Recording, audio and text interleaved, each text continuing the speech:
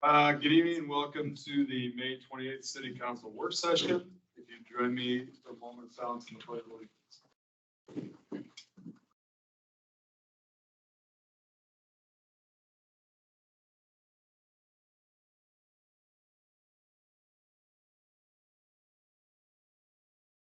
Pledge allegiance to the flag of the United States of America and to the republic for which it stands, one nation, under God, indivisible, with liberty and justice for all.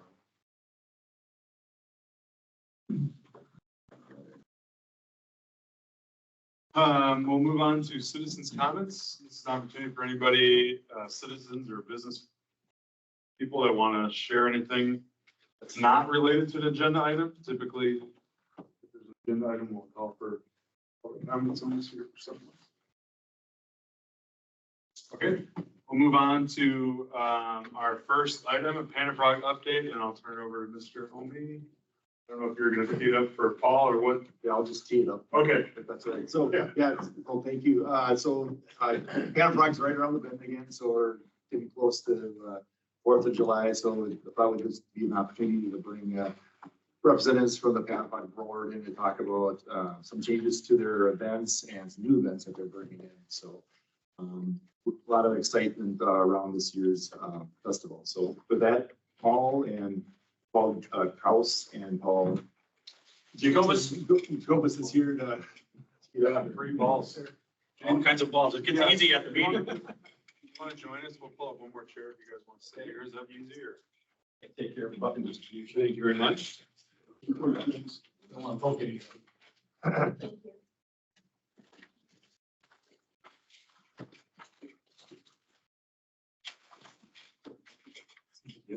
Celebrate the 50th. 58, here we are. Yeah. So, thanks for allowing us a few minutes. As introduced, Paul and Paul, sponsored by our brother Paul. So, appreciate the opportunity to come. Pan-O-Prog is right around the corner. We're ready to kick off our 58th. We've been planning for many months. We never really stopped. July 9th through the 14th. Saturday through a Sunday. Other places struggle to get everything in a weekend. We stretch over 2 weekends, and we're pretty proud of that. 52 events this year. All our favorites are back, but what I want to spend a little bit of time is talking about some of the new ones, because one of the things we did this year is we went out to our public and said, hey, it's not about the board trying to put on more events. It's our community bringing events to us and labor and support. And we were really impressed with the people who showed up. So, we're welcoming a lot of new events in, but what I would really like about it is the diversity. It represents our community, which is really exciting. So our cricket tournament, partnering with the Avon Cricket Club, they put that on last year, but they're bringing it in under Pan-O-Prog, and we're really excited about where that can go when we get our cricket pitch in Grand Prairie in a few years. Another fun one, we're putting out a puzzle contest brought to us by the Family Connections PTO, which is a unique PTO that works with families with special needs. And so it's a really fun to bring other parts of our community in. The Lions are going to expand. They're going to put some entertainment on that Sunday, the second Sunday, in addition to their first Sunday where they do the fly-in breakfast. But they're doing a Tex-Mex family fiesta, trying to bring, again, another set of diversity in, authentic Mexican food from one of our local restaurants and local Minnesota Taino band. So looking forward to that. Probably the highlight of Sunday is we had somebody come to us and want to help us put on chalk art in the middle of our festival, which we're excited. We'll have 14 artists, plus space for some youth to come experience it and do some chalk with the artist and so forth. We'll do that on Main Street between 207 and 209. We'll start early in the morning with chalk artists. We'll prep the service and start actually doing the work early, about 8, 9 o'clock in the morning, finishing up by 5 with a small competition or award and so forth. And then because we're doing all this, we have a stage that's set up in Market Plaza. One of the things we're working on is how do we bring the community in? Well, we reached out to our high school and have been working with the 3 band directors from the 2 big high schools, and we're actually going to put high school music on the stage on Thursday night. And then we've got some high school students that are performing for us on Sunday. So we're really trying to expand and broaden it. And again, leverage the assets of the community. So we're really excited about the new things that are coming in, as well as continuing to grow our fitness in the park, which we started last year, was an evening event. We're now a full day event at Casper Center. So we're going to really provide a lot of opportunity for a different avenue of Pan-O-Prog. The execution remains a lot the same. We are working with a lot of the same partners, which we appreciate. Closures are pretty much the same, with the exception we are going to work with Paul and Jason to shut down Holyoke on that Sunday, 207th, 209th, to provide a casual environment. And where Friday and Saturday gets very, very busy, we think that Sunday will be a much more casual family atmosphere. The other thing we're working hard on is our safety and security. This has been a big focus this last year. Three main areas that are big events. Our parade, we know we have to do something. We've noticed as we go to other parades, if you put a line down and ask people to stay behind the line, they do it. So we're putting a line down. We're partnering with our baseball association. They're putting a chalk line all the way down the side of the streets. And we're going to ask ushers, which we're going to hire, and ask people to stay behind the street. And then our participants, likewise, you have to go all the way up the line. We have to do that for the safety of our parade participants and those coming to visit. Our carnival, we know that that's another area we need to keep focus on, so we're going to shorten it. It closes at 10 o'clock every night. Nothing good happens after 10 o'clock in that environment, so we're pulling that forward now. And working with Jason and the police department, we're going to bring in additional security. Pan-O-Prog is hiring in 6 additional for each of those evenings to help support that. So we hope that showing a presence and doing the right things will make that a continued safe space for our families. And then the third big one is cruise. I think we keep clamping that one down, but we have to be cognizant that there are always a few bad actors. And so we're going to put radioed Pan-O-Prog and police across in our first part of our route, and we're going to tell them, if you get out of hand, if you want to chirp your tires, we will radio ahead and you will be asked to leave the cruise. So we're getting that structure set up so we can actually really enforce it and not invite them back in the future. We just, we're here for the benefit of everybody. We don't need 1 or 2 bad actors really standing on a line. So you want to?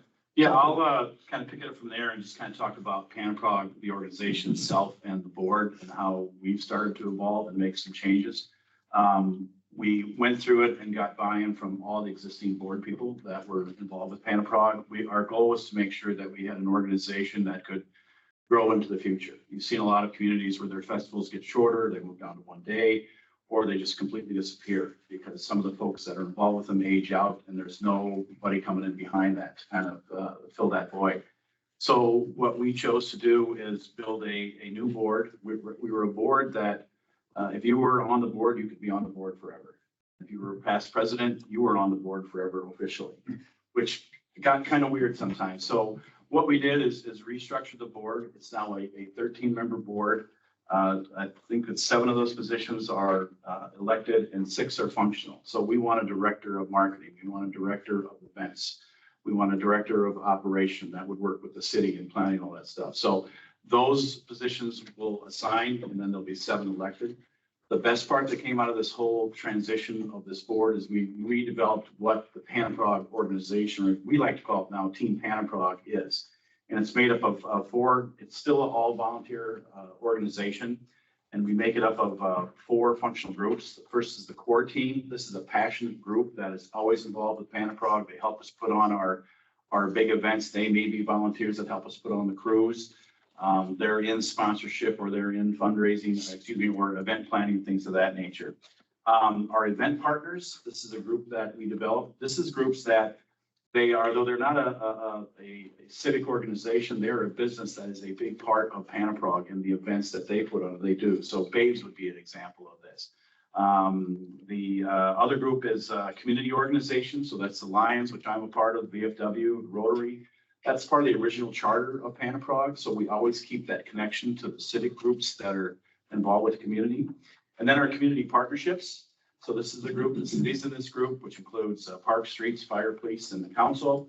Also the chambers in this group, the DLBA, ISD 194, and then the Visit Lakeville, which is really kind of come on. So we work in combination with all those folks. And the board idea is to sit underneath of that and support that group, bring one of the best festivals in the state of Minnesota, which we're always trying to do. And we meet monthly. There's one regular board meeting a month and then one work session. Sounds kind of familiar, I'm sure. And then Team Pan-O-Prog, the full group, the aforementioned groups, 4 times a year we get together as a larger group. One time post Pan-O-Prog to celebrate successes, next time to vote in the next year's slate of folks and then get a preliminary. And then we'll meet in the spring to kind of give a heads up to all the groups about what's happening. And then one time right before Pan-O-Prog to really kind of nail down any last questions that there may be. So ideally, this group will go. The first meeting, we had 25 people at it, but we really expect that to grow and really become a 4-time-a-year event where people who care about the city and the festival get together and a chance to talk about that. And some change has already started. The button, Paul number 1 or number 3, depending on how you look at it. The button is here, but the button is no longer, except for one last event, no longer required to get into anything. It is purely a contribution to help offset. A lot of our events already had the button included in the price. And then the other events that really provided the lion's share of the button sponsorship, those sponsors opted up and increased their cash donations into sponsorship. Therefore, we could find a way to kind of move on where the button's required to have a bingo card in the Lions example. Now, the idea is it gives us 1 year off, but it sets forward the motion to where we are looking at trying to develop an app, a Pan-O-Prog app that lives and breathes all year long. And that app might be a cost item, but the idea is you'll get a benefit from that by us allowing smaller sponsors to come in, help us with the app, goods and services, really making it a kind of a year-round finger on the pulse with what's going on in Pan-O-Prog and different things we can tie into the city. So we're really looking forward to that. But ultimately, it's about the city, about us talking about commerce, about the growth of the business aspect, but also with regards to the great park system that we have. That's our kind of self-imposed charter. What we want to do is that make sure that everybody around us understands that Lakeville is a great place to be and a great place to come and celebrate. Fantastic. Questions? First of all, thank you. This obviously is the biggest thing that happens in Lakeville every single year. So it is a true partnership. So I appreciate understanding how this is all evolving and growing. I guess my question is what are your measurements for success? There are a lot of different outcomes, whether that's money raised by certain organizations. So the state fair measures the number of people, and they report that out. What do you consider your measurements for success? Yeah, let me start, and I'm sure Paul will have some additional, but part of it is a satisfaction index. It's, we say all the time, and well, it's hard to measure, it's how many smiles do we see during that week of Pan-O-Prog, and how many different smiles do we see? One of the things that we're working on hard is we don't need more people downtown on Friday or Saturday night. What we need is to bring our community together in other spaces. And so one of our measures is how can we broaden in breadth of our types of events? And again, leverage the park systems are just a phenomenal asset that when we get people to them, we hear all the time, it's like, oh, didn't even know this was all here. And that's part of the game is how do we get people to different spaces? Another measure that I always say is, are our sponsors satisfied? And the biggest way to tell that is, are they coming back? They're not only coming back, they're reaching out. We've got sponsors as we not only work with them, but also show them where we're going with our board and so forth. We've had one that's already stepped up, says, when you get to that point, I want to be a bigger player in this because I like where you're going, like what you're doing. So it's those affirmations that I think is the best. I'd love to have a count. We haven't figured out a way to do it. Every once in a while we talk about how we should get a drone going. We've worked a little bit with the city and they said, well, we can't use our drone, but at some point we need to spend some time and energy and fly some drones over and do some counts because our big events are huge. You guys hear this, well, you're the same day as Lakefront Days. I said, well, first of all, we were here first. By the way, our crowds are bigger than theirs. I think they moved theirs this year. They're in August now. They're worried about competing with us. Good. No, I don't. They're holding concept. It's July 12th, 13th. No, right on, yeah. That's okay. It's different types, different crowd, room for everybody. There's room for everybody. A lot of people in Lakeville, I think, we watch the social media. Those folks are not afraid to tell us what they think and message us.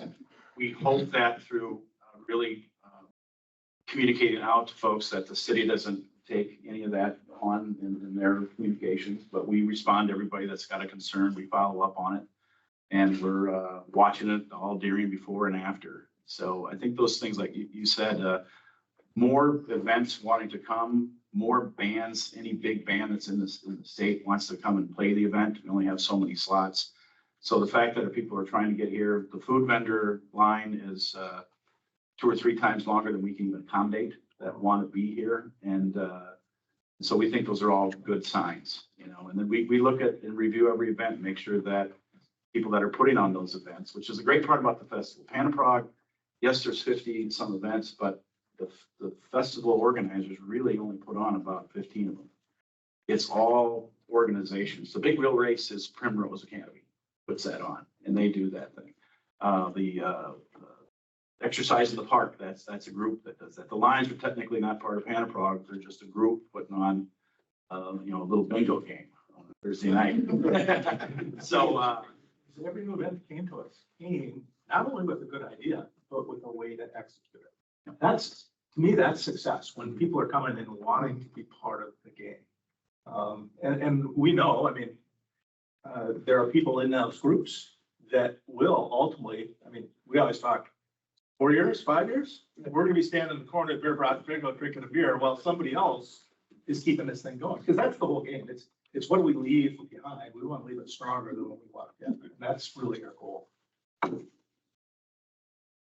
I have more of a comment than a question. I think it was 2 or 3 years ago when I was on the Cultivate a Sense of Community Task Force, and one of our charges there was to take a look at our festivals and make a recommendation if there was the need for anything additional. And I just have to say, we were all astounded when we dove into the number of activities and events that you do in Pan-O-Prog, and then all of the diverse populations that impacts. And then also, we were very pleased to hear of your future plans to add events, and I'm just really glad to see that you've added a number of them this time with that focus. So great job on that. I guess I do have one question. I noticed something on one of the Facebook pages yesterday that had a spoof article about renaming Pan-O-Prog. I'm assuming that was fake.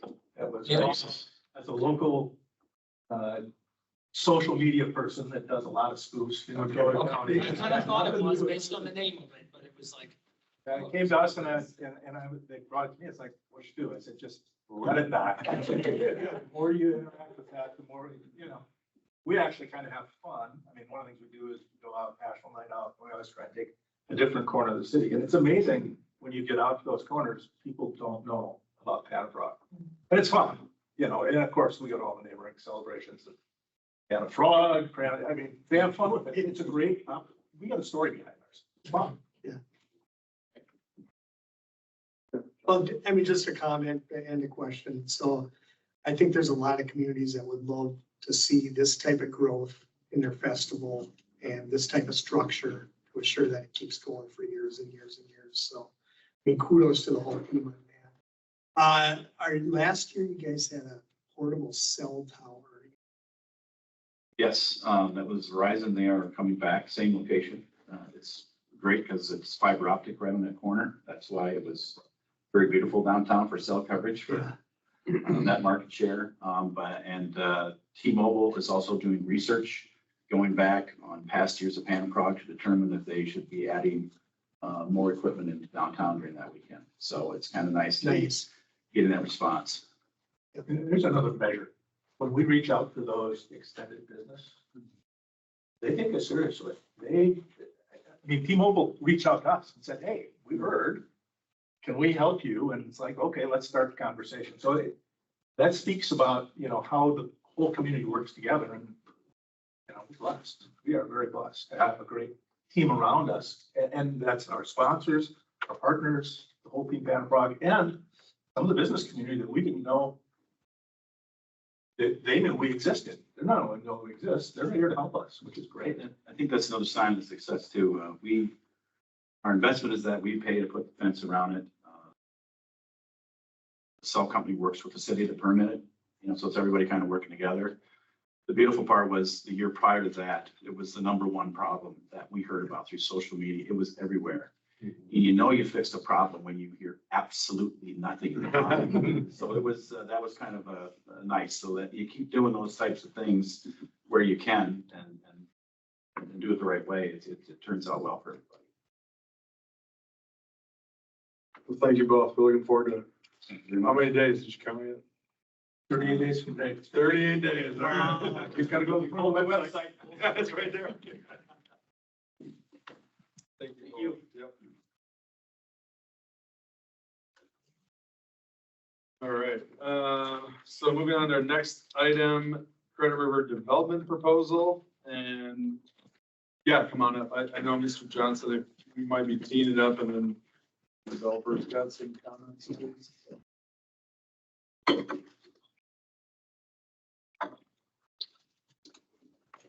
All right, good evening, Mayor, and City Council members. Thank you for allowing us to share this proposal tonight. I want to introduce Mr. Todd Stutz. He's Vice President of Traditional Development. I'm going to start, and then he's going to fill in some of the gaps. We are here tonight to talk about Tradition Development's latest proposal. It's unique in that it's almost Lakeville. It's very close, but Lakeville is a partner in this. So it's called Tradition Highlands. If you go to the next page, Courtney, it's located on the northwest corner of Judicial Road and 185th Street. So just kind of west of the Belmonte subdivision, and then just southwest of Brackett's Crossing. Next slide, please. It's approximately 100 acres. There's two parcels that are involved. There's also a couple of parcels directly at the corner that are not part of this proposal. However, Tradition is working with them, and that may be something that will be incorporated into that. You'll hear me reference that as we get to kind of the City of Lakeville participation. They're proposing about 220 single-family lots as part of their development that excludes the exception parcels. And it is subject to the City of Credit River zoning and subdivision ordinances. And with that, I'm going to pass it on to you, Todd. I have a slide here. This is the exhibit here, the most recently out there. Yeah. Thank you, Zach. Appreciate it. Again, I'm Todd Stutz. I'm Vice President of Land Development for Tradition Development. Obviously, we've enjoyed, I think, a great relationship with the City of Lakeville over the years. Specifically as with regards to Spirit of Ranch and Farms. We've been looking in this area, general area, in Lakeville, Wellsville, and surrounding areas, including the City of Credit River, for an opportunity to sort of repeat the successes that we had with Spirit of Ranch and Farms. A development that would be of high quality, would have strict architectural standards, would follow the same sort of street layouts, and really more of a traditional type neighborhood. Again, we've had great success there. We have some residents that have purchased not only the first home, but their second home and the third home, and the community as a whole seems to function very well. And so in looking for opportunities, one of the pieces of property that we came across was where there was a seller of about 98.52 acres, which was Bartel's family, that had an interest in selling the property across the street from Lakeville in the City of Credit River. In addition to that, there's about 16.99 acres on the corner, where at some point that property owner may have an interest in selling, but at the present time, they want to continue to live there and they don't have an interest in selling.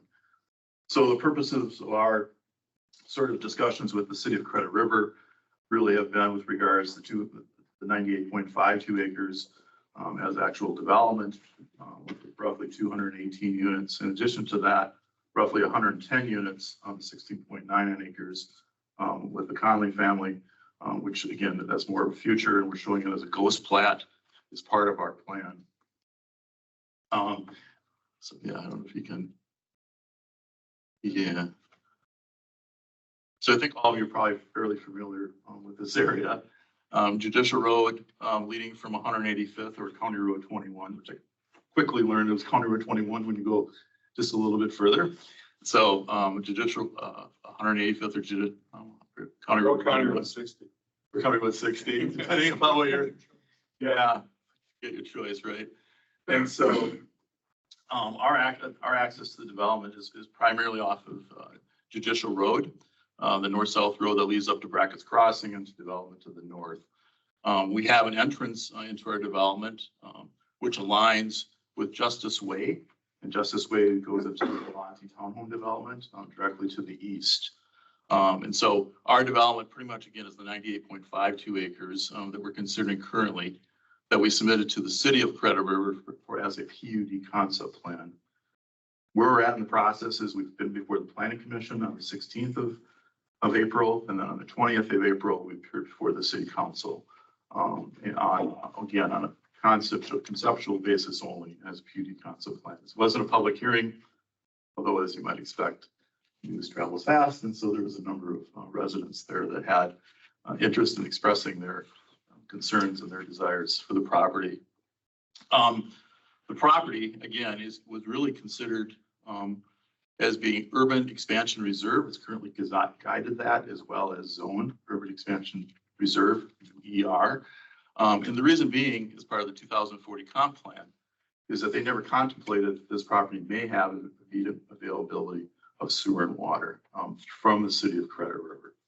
And so our discussions with the city of Credit River is, and it was even one of our comments, I'll read that in our presentation.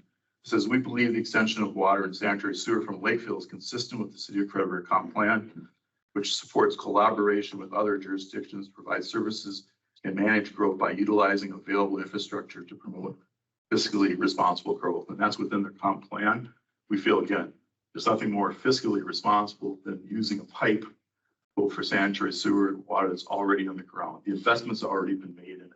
And to allow this development to go forward, to extend those pipes, again, we would think is very fiscally responsible. That's been our argument. The property is a great piece of property. The vast majority of it is farmed currently, but there are some wetlands on the property that we anticipate preserving. How this all takes the final shape, I think is still a little bit up in the air as we sort of digest the comments that we received as part of the PUD concept plan process. One of the things I think that will be consistent ultimately is that we are looking at, we've had conversations with Three Rivers Parks about the possibility of adding roughly 10 acres of park to the existing Murphy-Hanrahan Park Reserve. The other thing we've had discussions, which would be of interest to the city of Lakeville, is the signalization of 185th and Judicial Road.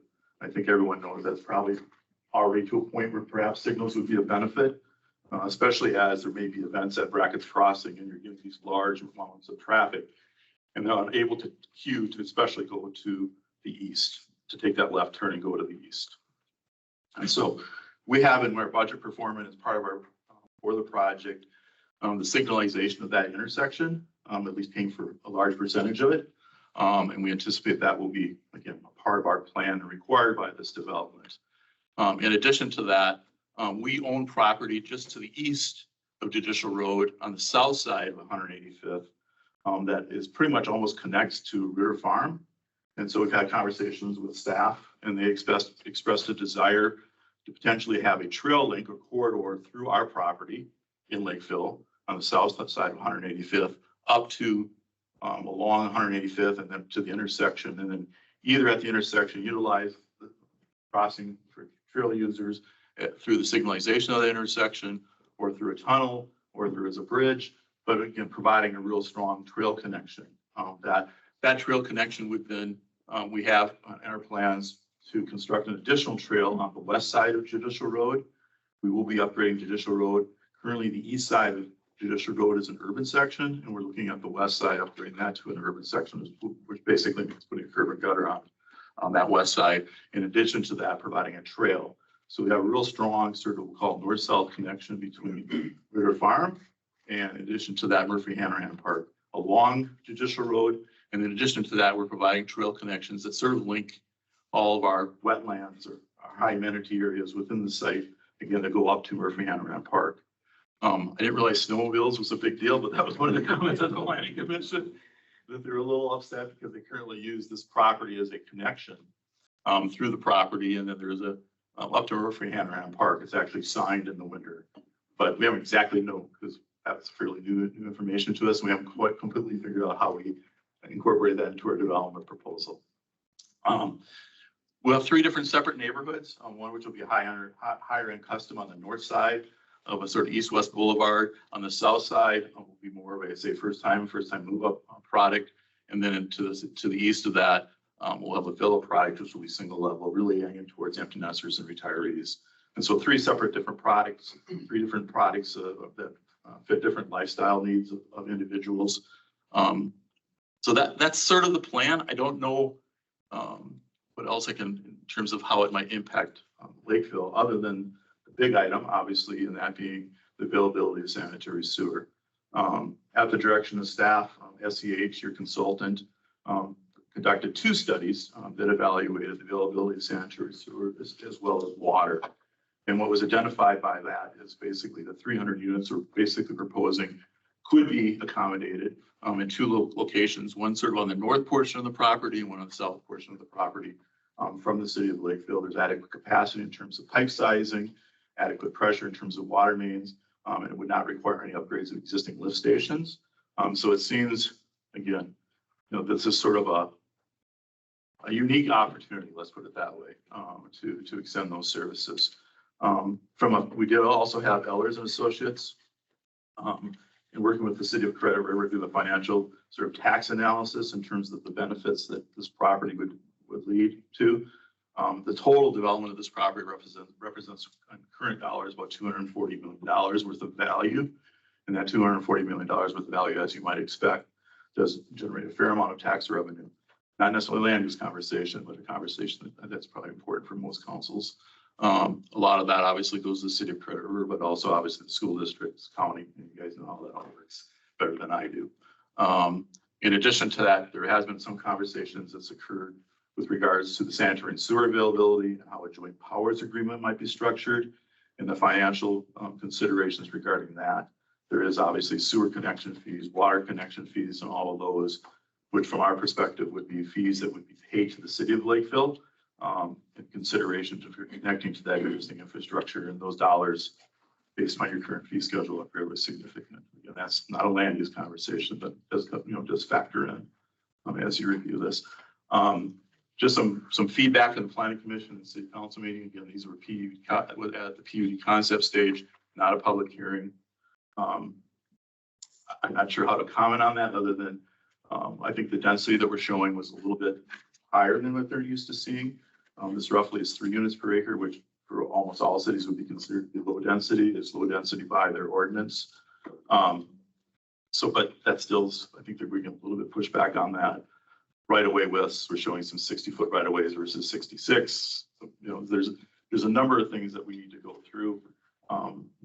Since they're relatively new as far as the city is concerned, there's a lot of things that they have not yet worked through as a city to establish really what their vision is as a city and what types of, say, ordinance requirements that they want to enforce. There is obviously a portion of city of Credit River that wants to remain rural. As I mentioned before, this is urban expansion reserve. If you're developed property today, it would be 1 unit per 40 acres. So it's definitely consider that to be rural.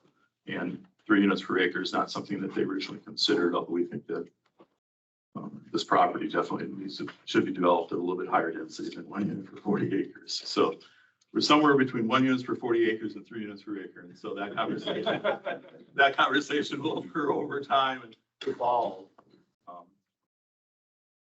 But anyway, so that's sort of I think you could talk a long time about the development itself, but I think I highlighted in terms of the signalization upgrades that you do to Commercial Road, trail connection on Venture Ritter Farm, all of which we think are pluses. Not only that, obviously, adding a lot of residents and opportunities for housing right adjacent to Lakeville. So from our perspective, we just need to talk about our willingness to go through the city sewer and water kind of process and what that agreement would look like.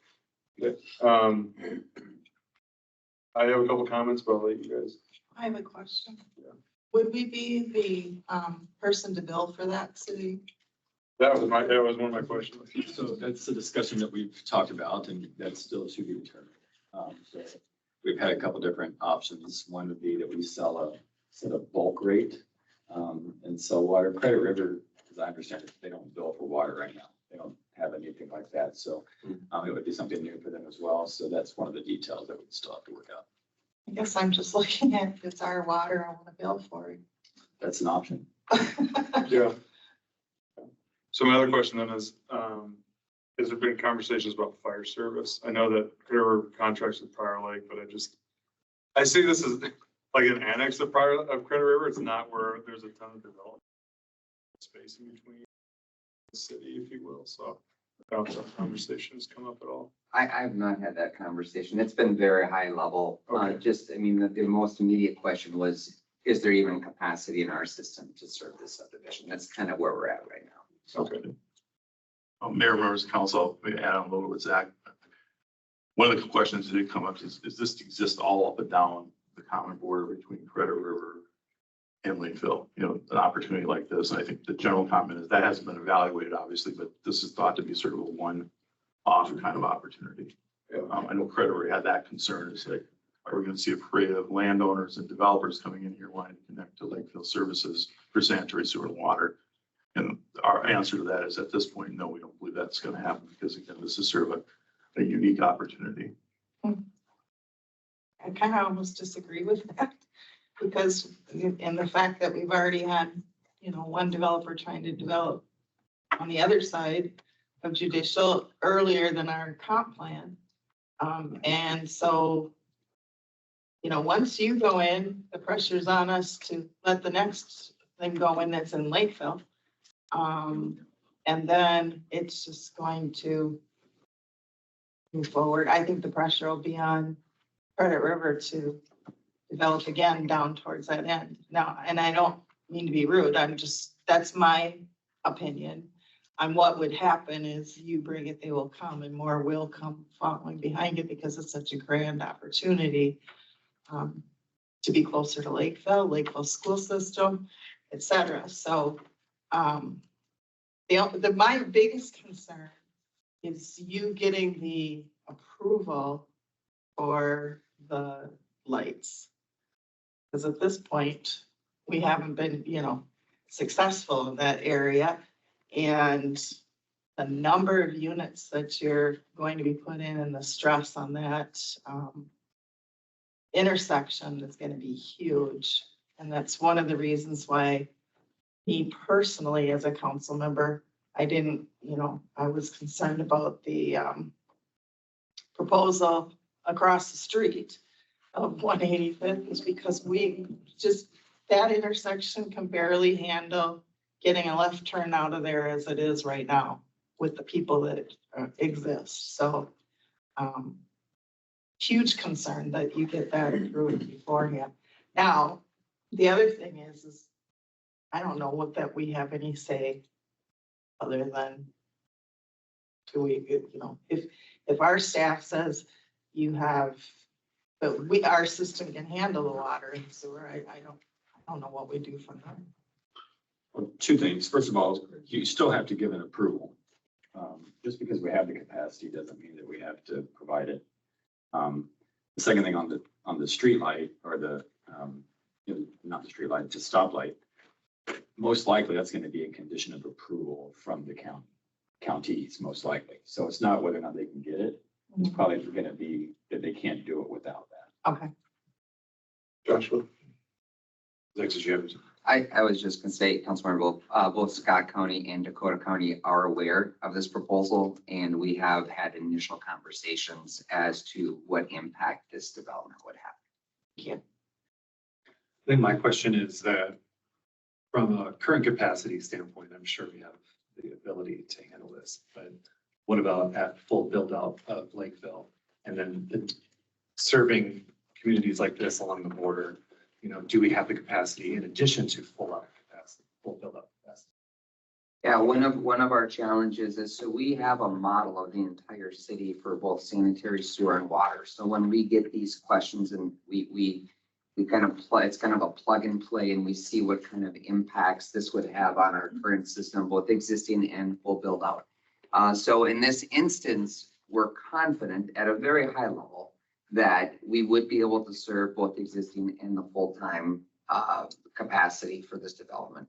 We do, though, have questions and concerns primarily with like irrigation and water usage in the summertime, because that would put a high demand. It's not that we don't have capacity, but it puts demand on our other services. Also, our ability then to get future water supply through future wells as we continue our build out. So that's one of the conversations that we're going to continue to have with Credit River is, you know, how do we work through some of these things? Councilmember Brooke, you talked about, you know, up and down that corridor. Credit River, as kind of a newer city, is actively working on and updating their comp plan. They've engaged a consultant to kind of lay out similar to what we have, you know, a long-term utility layout. And one of the things that we're working with them on is how quickly can they extend public services to serve this parcel. So again, those are very high level conversations. This is pretty new. You know, Mr. Stott talked about just, you know, within the last, I think it was May 20th, he's talked with Credit River most recently. So it's still a developing concept, but there's more issues and more conversations to come before all of you with answers to these questions. I think you're kind of touching on my follow-up to this. We don't necessarily have to consider this a permanent solution. Depending on Credit River's development plan, this could be a term that ends at some point that they serve, right? Agreed. I'd say that's rather highly likely. With water main sanitary is a little bit tricky from a capacity, but absolutely. Yep. We would look to see if this is kind of an interim feed. We also do have water interconnectivity with Burnsville, so it'd be very similar to sharing water for mutual aid and things like that. But yes, that's absolutely part of the conversation. My only other comment, you had mentioned potentially a trail connection at grade there. And even with a stop like that, is a very dangerous road. So I don't love the at grade idea. So I'll put that out there. That hill is very steep. Anybody comments? If so, if you just state your name and your address for the record and try to keep, you know, under 5 minutes. My name is George Snuggers, 18341 Justice Way, which is in the Belmonte development. My concern is I just heard about this over the weekend. There's been no notice to homeowners about any of this yet. Granted, it may be premature, but I don't want to be notified later after most of these decisions. Has there been a joint powers agreement already been made? No, there has not. No, again, these are they haven't even submitted a preliminary plat application yet. They're at a conceptual sketch plan. If to work to move forward, the city of Lakeville would have a joint powers agreement with the city of Credit River to address judicial road, sanitary sewer usage, how the fees work, how the water is sold. There were more than likely would also be some sort of a joint powers agreement between Scott County and Dakota County, maybe in the city of Lakeville and Credit River as to how that traffic signal would work as well too. So there's a number of conversations to follow. Is judicial owned by the city of Lakeville entirely? Good question. There is actually a current joint powers agreement for maintaining judicial road today. So it actually goes right down the middle. So we have an agreement in place with Credit River with regards to maintenance and construction. Todd, for you, the question is, since I remember what it is, your upgrade to judicial of upwards of 300 cars a day, you're talking about curb and gutter, I assume only on the west side because it exists on the east side. That's a lot of traffic for that 2-lane road. And that's the only exit, a viable exit to go left on 185th or to go east on 185th, because you're a right turn only onto 185th. So it seems like you need to develop another exit for the whole development. If you know, I've been over in Cobblestone and some of those developments over there, and it's a nice development. You have a very good track record. However, as I drive through there, I'm constantly lost in figuring out how the hell to get out of there most of the time. And I would not want to see that, because it will impact Belmonte one way or another with the, 200 or 300 or 400 cars a day in and out, if most of it's on Judicial Way. You want to? Yeah, Mayor, council members, just, Yeah. I'll answer directly to the, okay. We've not, completed the redesign of Judicial Road. And I would suspect that there would probably be a right turn lane that coming out to go on 185th. So the number of lanes will expand probably as you get to the intersection. That's all part of the sort of signalization of the intersection and what happens with that. We've not anticipated beyond sort of, the northern portion of it, that probably remain a 2-lane road. At this point, it's probably, but again, that design has not been finalized. When we say we're going to upgrade the west side of it, I would expect that we probably end up rebuilding a lot of the east side of the road also. Even though it's outside of what the original scope was, just because it's sort of hard to completely build one half of a road.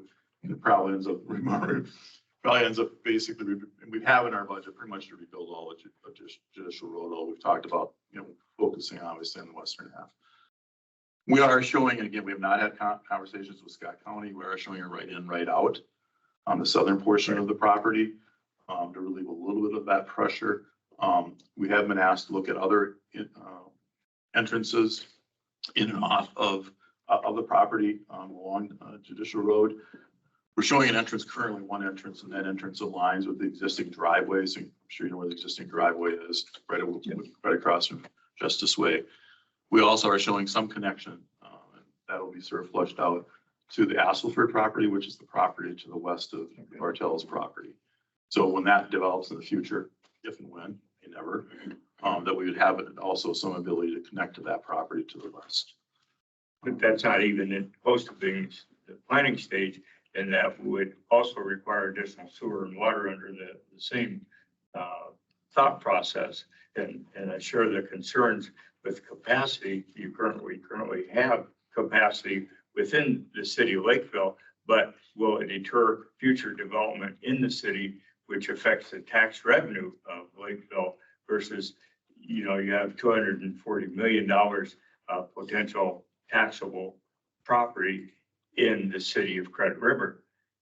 None of it comes to the city of Lakeville. But if we supply some of that, yes, we get the money for the sewer and water, but you look at tax revenue.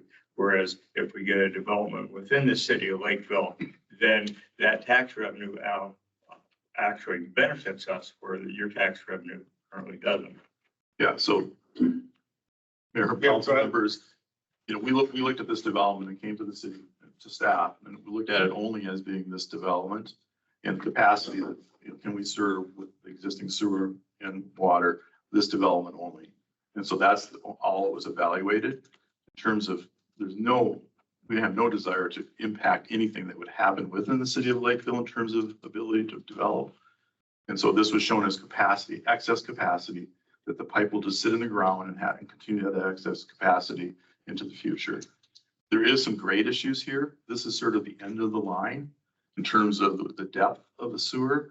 And so the Asselford property, because of the grade difference, is if you go farther to the west, that will have to be served from what we'll call is the Savage sort of east interceptor, which goes along the west side of Murphy-Hanneman Park to 175th and comes across 175th and then down to their property. Thank you. Okay, I was just saying, if you have any more questions, I'll set them aside because we have a full agenda. So if you want to talk to, you guys can talk in the hall. Anybody else want to weigh in? Yep. Mike Flynn, 2240 Justice Way, also Volante. My more concern is that this is going to be a little Lakeville extension. We have no control over anything, and yet we're next to everything. So how's anything going to be served? We already have police going up and down Judicial Road to slow people down. And the quantity of individuals along the side of the road there, I'm not worried about the infrastructure and who's going to support it. Is Credit River going to support it?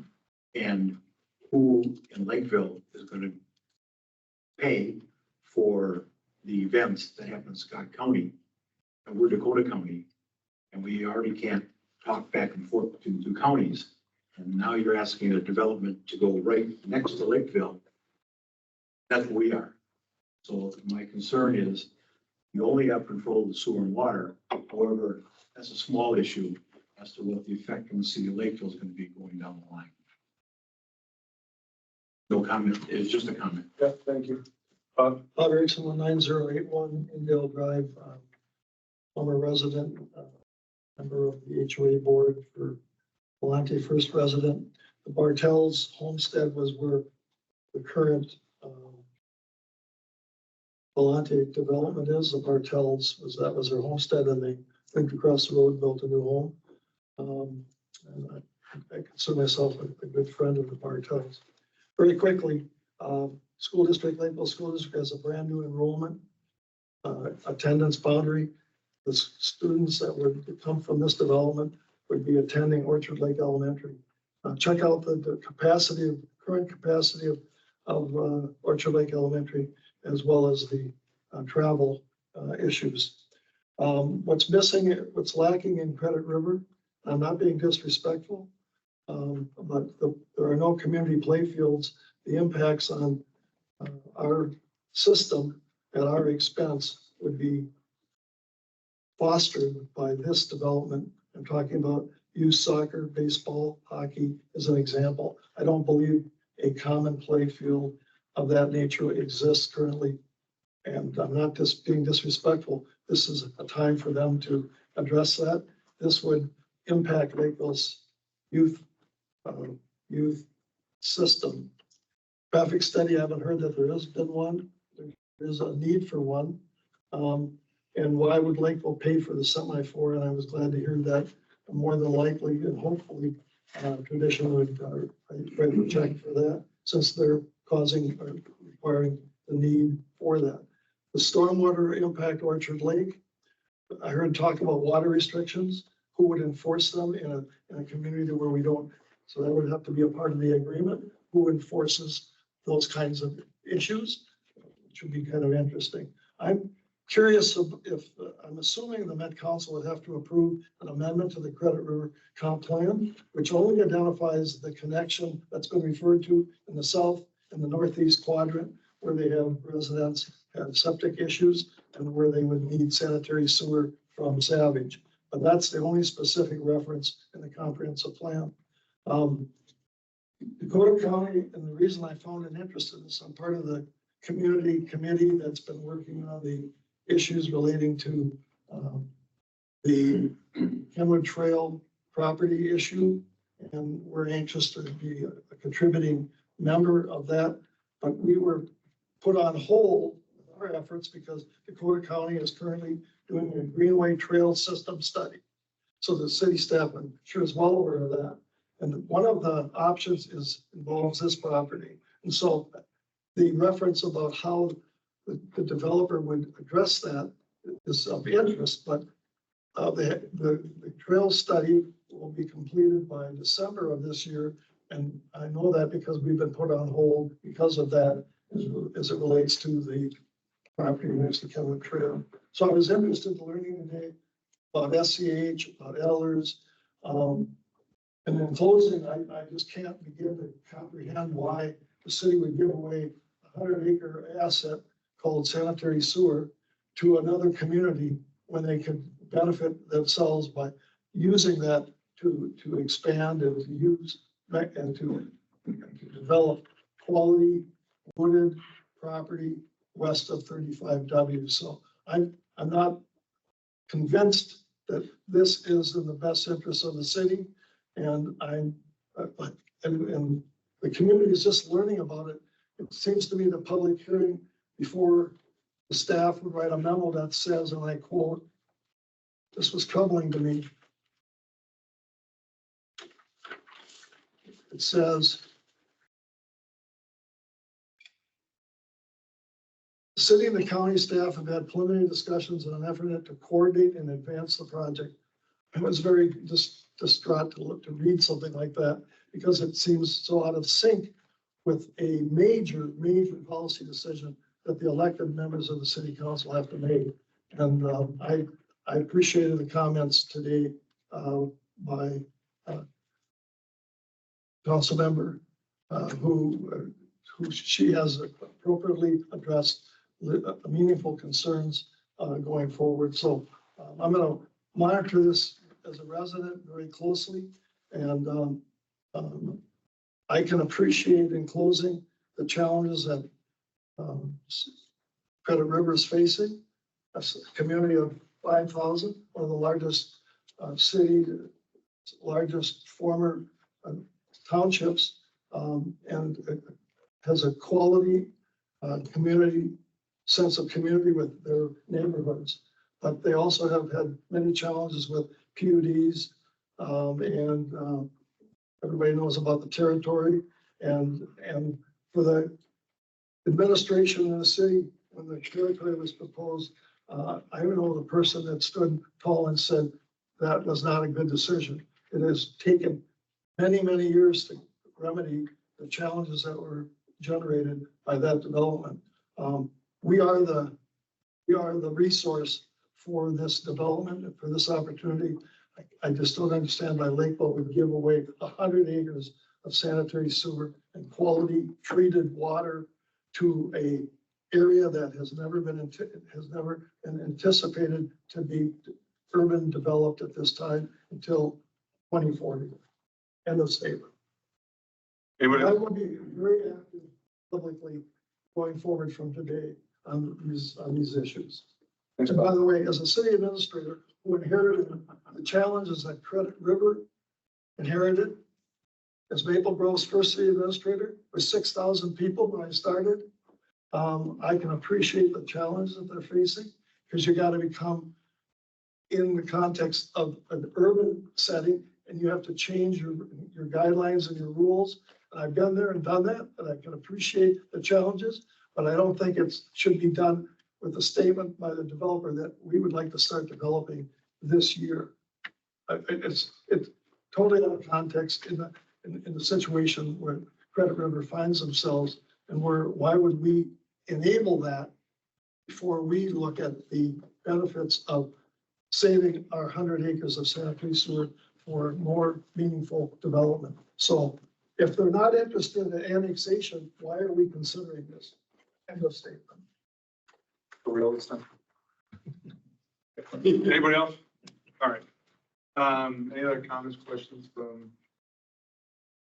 Otherwise, we'll just kind of wait for you I to. just want one clarification. Yep. Annexation's off the table now that they became a city, correct? It'd be a lot more difficult. I mean, we'd have to, there's a detachment process once they become a city, so Credit River would have to agree to that. They do that. This is crazy. All right, just wanted clarification on it, because I thought that those were all off the table. So we're kind of just a holding pattern, we'll wait to see how the city of Credit River works with you on whatever, and then we'll just keep people updated as it moves forward, I guess.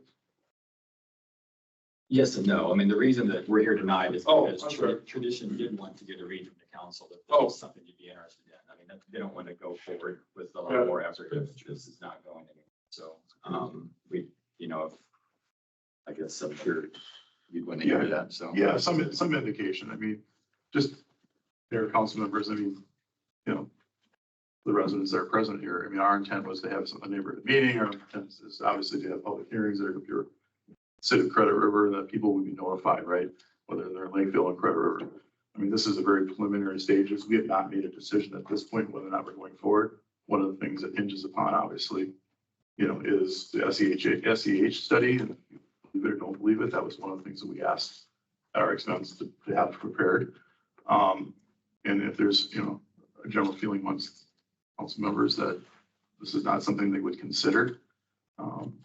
If they're concerned about giving up, which I don't think is the case, but if they're concerned about giving up development opportunities within Lakeville because of extending sewer and water to this, which that's a whole different conversation that I'm prepared to answer. Joshua?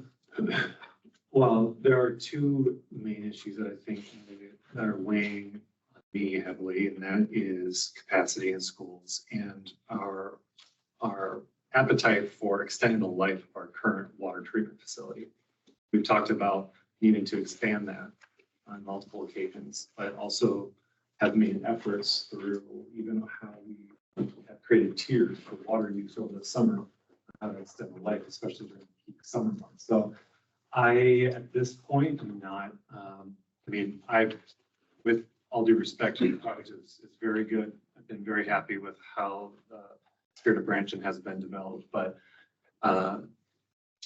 with the water capacities, I don't think this is the right time to get into that. When we're trying to extend the life of our water treatment facility. Not to say that there aren't benefits to this. I mean, Judicial needs that light, that trail connection would be amazing. I don't know that this is the right time to look at this problem. Okay, are there questions about capacity that could be answered for you, or you're not comfortable with it at all? I think I would need some significant research into what that term would be, and how that I just don't see that development of infrastructure from Credit River for decades to come. So unless there's more information out there that we wouldn't be taxing ourselves for that expansion project in the next 5 to 10 years, I don't know. What extent? Water treatment? Water treatment. That's already budgeted. I mean, that's gonna happen whether or not this happens or not.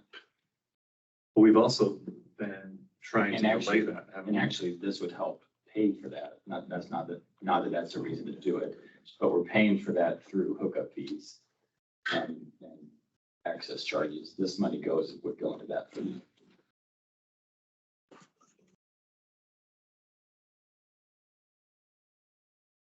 Yeah, Michelle?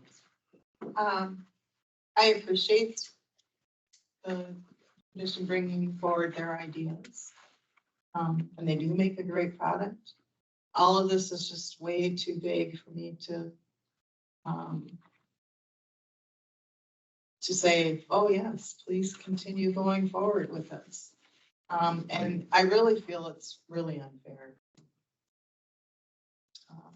Persons across the street on 185th that, they can't even develop till, I can't remember what the year is, 2026 or 2029. I don't remember what the year It's the was. same builder.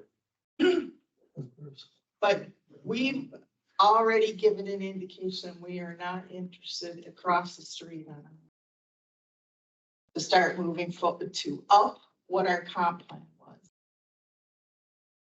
That didn't continue moving forward. I don't know why. I can only assume. I mean, I made my thoughts, on the subject matter. I can only assume other people did too, and it wasn't a wise move to move that timetable up, even though they could just connect to this, that there would be connections. Because those persons in that neighborhood weren't ready to move yet. They were told there was a timeline and they want to work with it. So I guess what I'm just trying to say, it's a little too vague yet to say, oh yeah, totally approve. So, until there's more constructive dialogue on the water sewer situation and how that all plays out for the future and the terms on that, and more concrete on what judicial would look like, and then that'll put pressure onto the other development that they own to probably come along even sooner than what we've anticipated, and rightfully so at that point. So, but I like that some of the concepts about the trail connections, things like that we've already talked about in the past, that, that they are willing to foster to make that happen. So I guess I don't know what to tell you. I guess if you wanted to say, do you have your support today? I'd have to say no, because there's just too many unanswered questions that I couldn't. Well, I think the question I was asking is support for them to get some of these details in an agreement and getting more information. Like, we're not gonna find out all the things that you mentioned without saying, yeah, let's put together some sort of JPA to answer those questions. I'm not asking you to say, yeah, tonight, this is a good project. I'm saying, yes, it makes enough sense to say, yeah, let's put some more information on paper and what a real agreement would look like. I mean, they haven't even done a traffic study yet. So I'm just, But they're not gonna spend any more money if we're just gonna say, no, even with all the information. Right, but the unanswered questions is even in public safety, for the fire and the police services, et cetera. Mhm. And there's a lot of things that really need to be worked out detail wise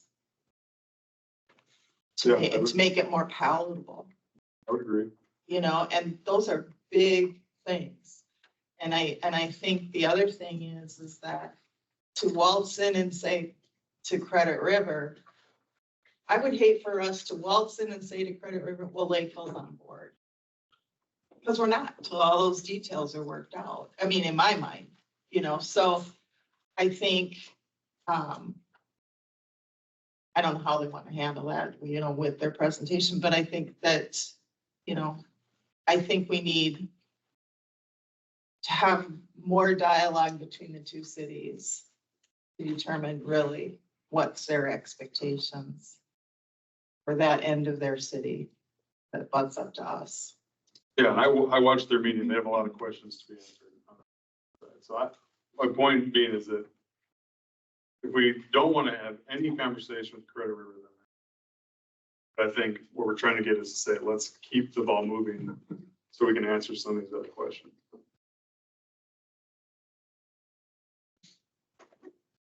I mean, to me, I've lived near this area or have had family since 1996. We've been complaining about a stoplight Judicial 185th since then. And so if this is a project that can help advance that and get a trail, I think, to me, I want to find out more information. Can I ask one, Zach, you mentioned that we have an agreement with Burnsville, I think. Do we have anything comparable to this anywhere else? Not that I'm aware of. I think what I was referencing, Councilmember Walter, was an interconnectivity. So when we extend utilities in like a mutual aid scenario, that's what I was referencing. I'm not aware of anything like this. We do have JPAs, for example, where we share lift stations and things like that. So as far as sharing infrastructure, we do have those in place. I think I would echo the concerns that Michelle and Joshua have raised just about I would be enthusiastic about this if it were in Lakeville. I guess my concern is we are essentially subsidizing the development of a township in a city exactly so we couldn't annex this land. And so now we're going to help them grow up. So I'm hesitant, I have to say, but your point about, that's not to say I can't be convinced if we can answer some of these questions about capacity and other things. So I would say I'm hesitant. So, and I was gonna ask the same question about the Burnsville thing. So there's nobody in Burnsville that's using our water like we're proposing here. It's just an emergency. Correct, yeah. Okay. Yeah, and what's been interesting for me in hearing this is I've seen a presentation on the development that's gonna happen in Credit River, and it's almost like we're discussing it as part of, Right. like we're gonna be voting and approving the development. I understand that what our role is the water, and I also understand that there's real benefits, and probably the number one is a stoplight. And then number two would be the trails. But I did hear a concern Zach issued, that you spoke about, like, I don't know what this is gonna look like in terms of capacity in the summer. And this is gonna be a brand new development with brand new grass, brand new trees, brand new everything. And I think, there's a potential for there to be some real capacity issues. Plus, I haven't listened yet to Credit River's meetings. So I don't even know where they're at with this. I mean, is this something where they're looking and going, well, we want to do this, man, but we're just, we're hoping Lakeville does this, or is this, you mentioned, Todd, that they haven't even had a public hearing on this yet. Yeah, Mayor, Councilmember, there's not yet been a public hearing. It's not required. In fact, it wasn't their PUD concept. Ordinance doesn't even require you to go to the council. We just went to the council because we thought it would be a good idea, right? Mm-hmm. I would say that at the current density we're showing, that probably not enough votes. And I'm just sort of reading the tea leaves on the council currently to have this go forward. This is the comp plan amendment, requires 4/5 votes. Just reading the audience, we don't believe that there's 4/5 votes, okay? But is there a plan that they'll accept? I would say that there is a plan through negotiation that we will get to. And more than likely, we're not interested in doing a well and septic project, all done well and septic projects.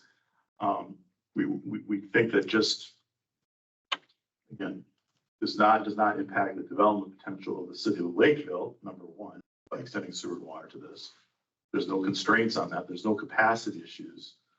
And it generates a significant amount of dollars in terms of both water and sanitary hookup and connection fees. I think, you know, that's something that we want to answer those questions. I think we have those questions answered, but we feel it's something, if we can get something done with the city of Credit River, we just need some direction. But a lot of the decisions we make, you know, we balance dollars and cents. But every one of those decisions has an impact way past this being built, the light being there, the trails being there. And I'm really curious, I mean, we're talking not just two different cities, we're talking two different counties.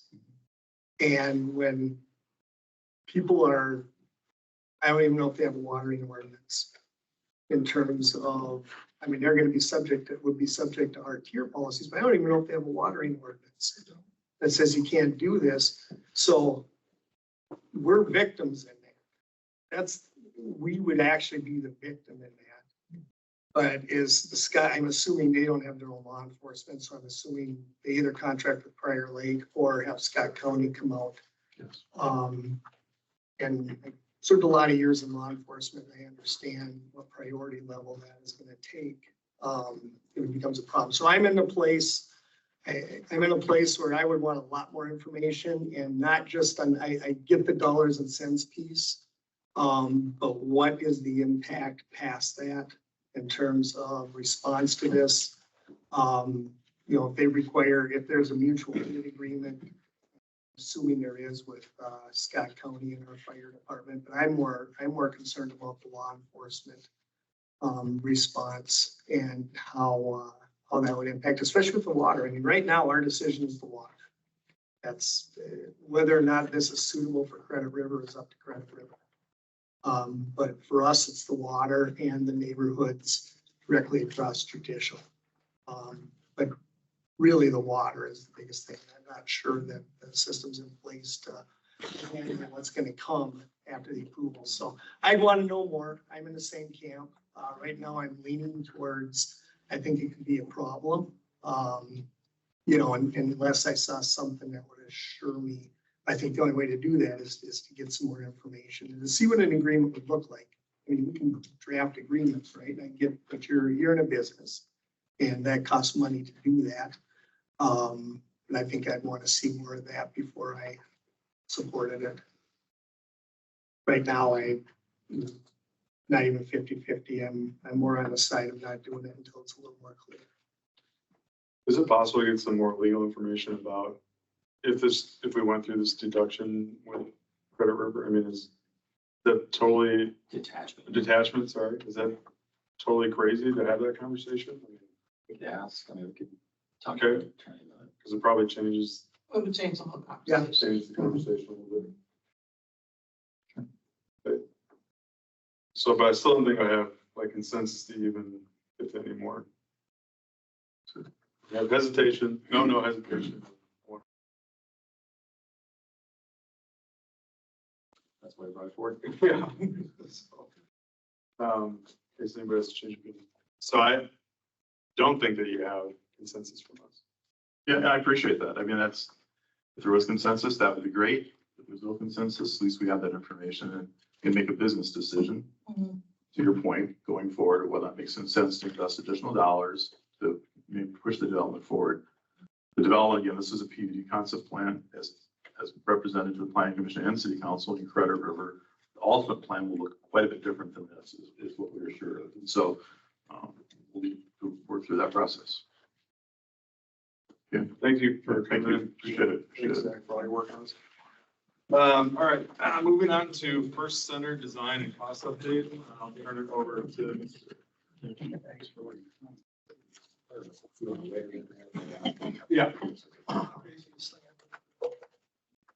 Thank you. Oh, they're moving up.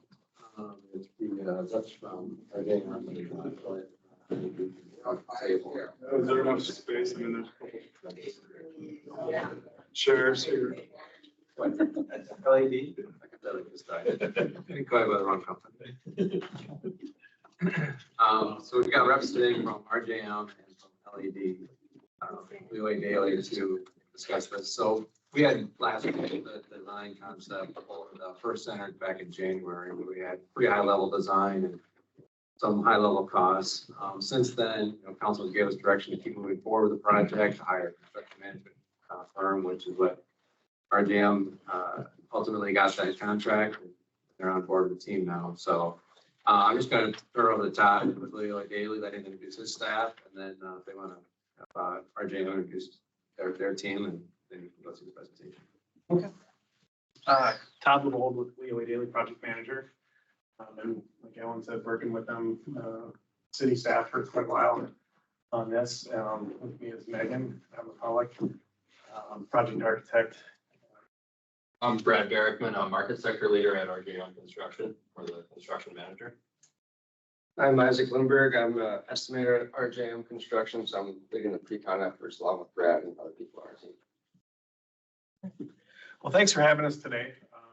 We definitely wanted to make sure we got in front of you today before moving on into the next phase of the project, where we get a lot more detailed, and it's more of a project that digs into the details and takes a good amount of effort to get across the finish line. So we want to take this time today to make sure that everyone's kind of comfortable with where we're at today. Now that we have a construction manager at risk on board, have better numbers than what we had before. So the last 3 months or so, we've met 4 or 5 times with the design team and the police department, fire department, and city staff on a couple occasions to review kind of how this all fits into the overall city ordinances and whatnot. And then we turned it over to RJM for a 3-week pricing exercise. And you'll probably talk about that a little bit more. You want to jump in on that? I can talk about that. So the pricing exercise that we go through is a combination of, we do quantity takeoffs with Isaac and his team internally, just to measure the quantities for ourselves and apply historical unit costs. We've done 3 similar facilities over the last 4 years or so. So we compare that unit pricing with the actual measurements that he takes off on the plans. In addition to that, we get feedback from the subcontractor market, just to do a cost comparison. And what we're trying to do is ultimately present the, I guess, most realistic line item for each scope of work when we do that pricing exercise. So it's not always the lowest number that we take. It's not a bid. It's a cost estimate that we're comparing against our own historical information, just to increase the accuracy of that. Thank you. And as we had some time to prepare documents, we feel like we had a really good schematic design set. We had a little extra time to get documents to them. So we felt pretty good about the documentation that we gave them. One thing, just as a background to this whole thing, as we've been working through this process, we've been kind of balancing the idea of whether this project needed to conform to B3 requirements from the state of Minnesota. And we kind of hedged our bets on this until after the session was over and there was no other funding that was brought forth that was going to require it to be B3. But until we kind of knew that for sure, we carried along some design options that included that, which is a lot of mechanical and mostly mechanical upgrades to the systems that has a price to it. You'll see that later. But as of now, we're not assuming any B3 moving forward with this. So next slide.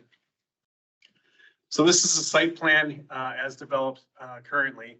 We have about 50 spots on the lower hand side of the site the public safety training facility on the north side with the ranges on the left.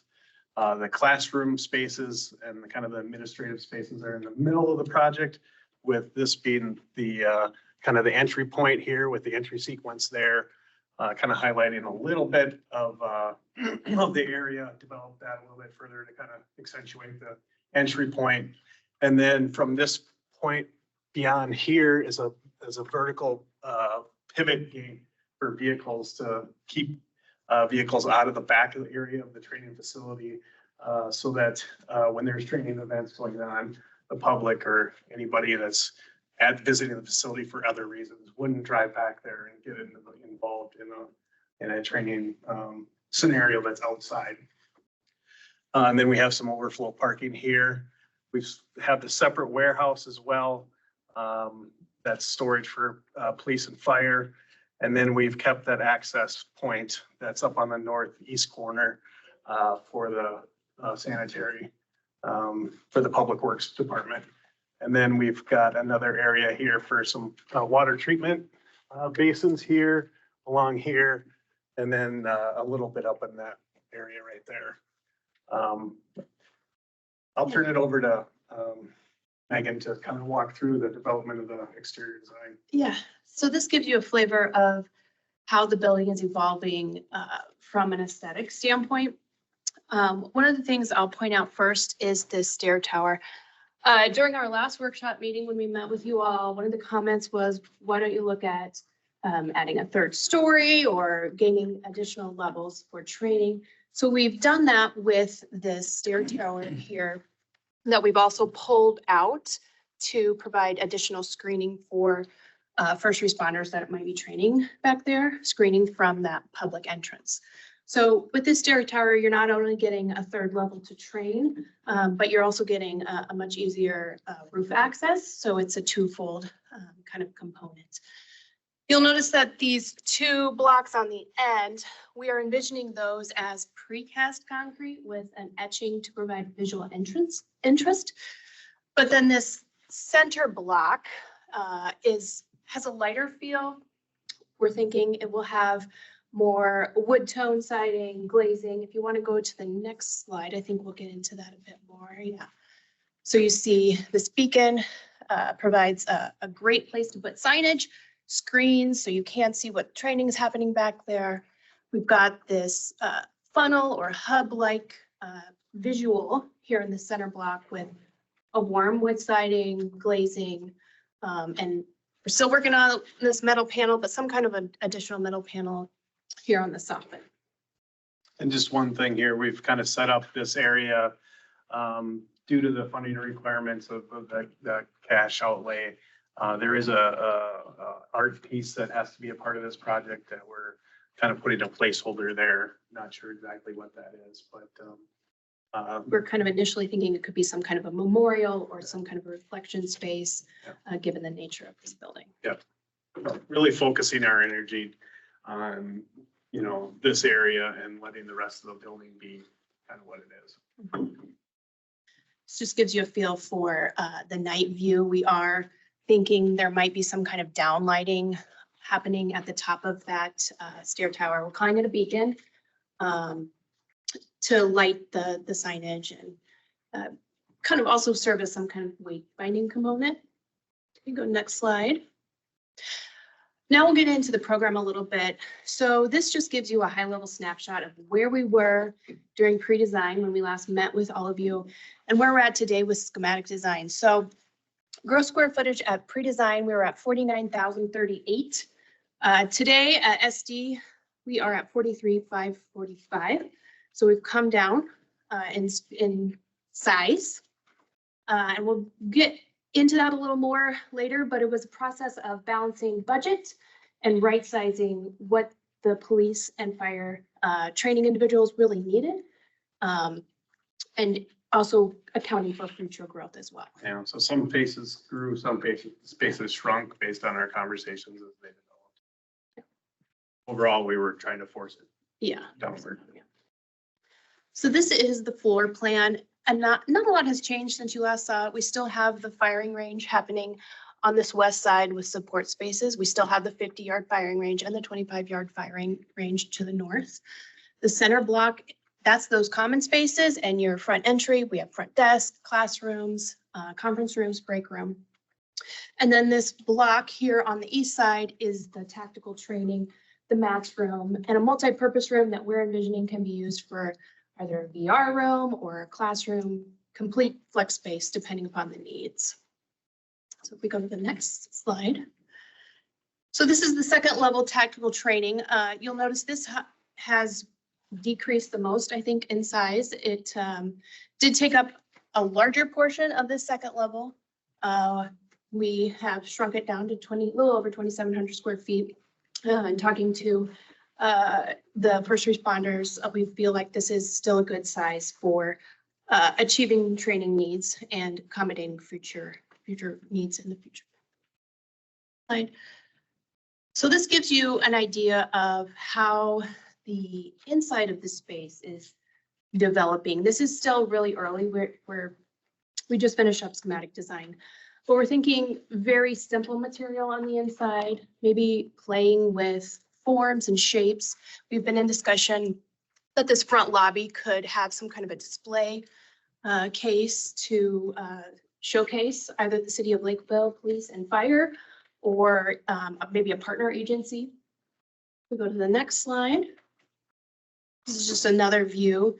This is that corridor looking towards the tactical training area, break room off toward the left. And then this would be the outdoor patio space right off of that break room, trying to create a space that is a little more serene, taking advantage of the natural area to the north, and providing a break from some of the intense training that might be happening on the inside.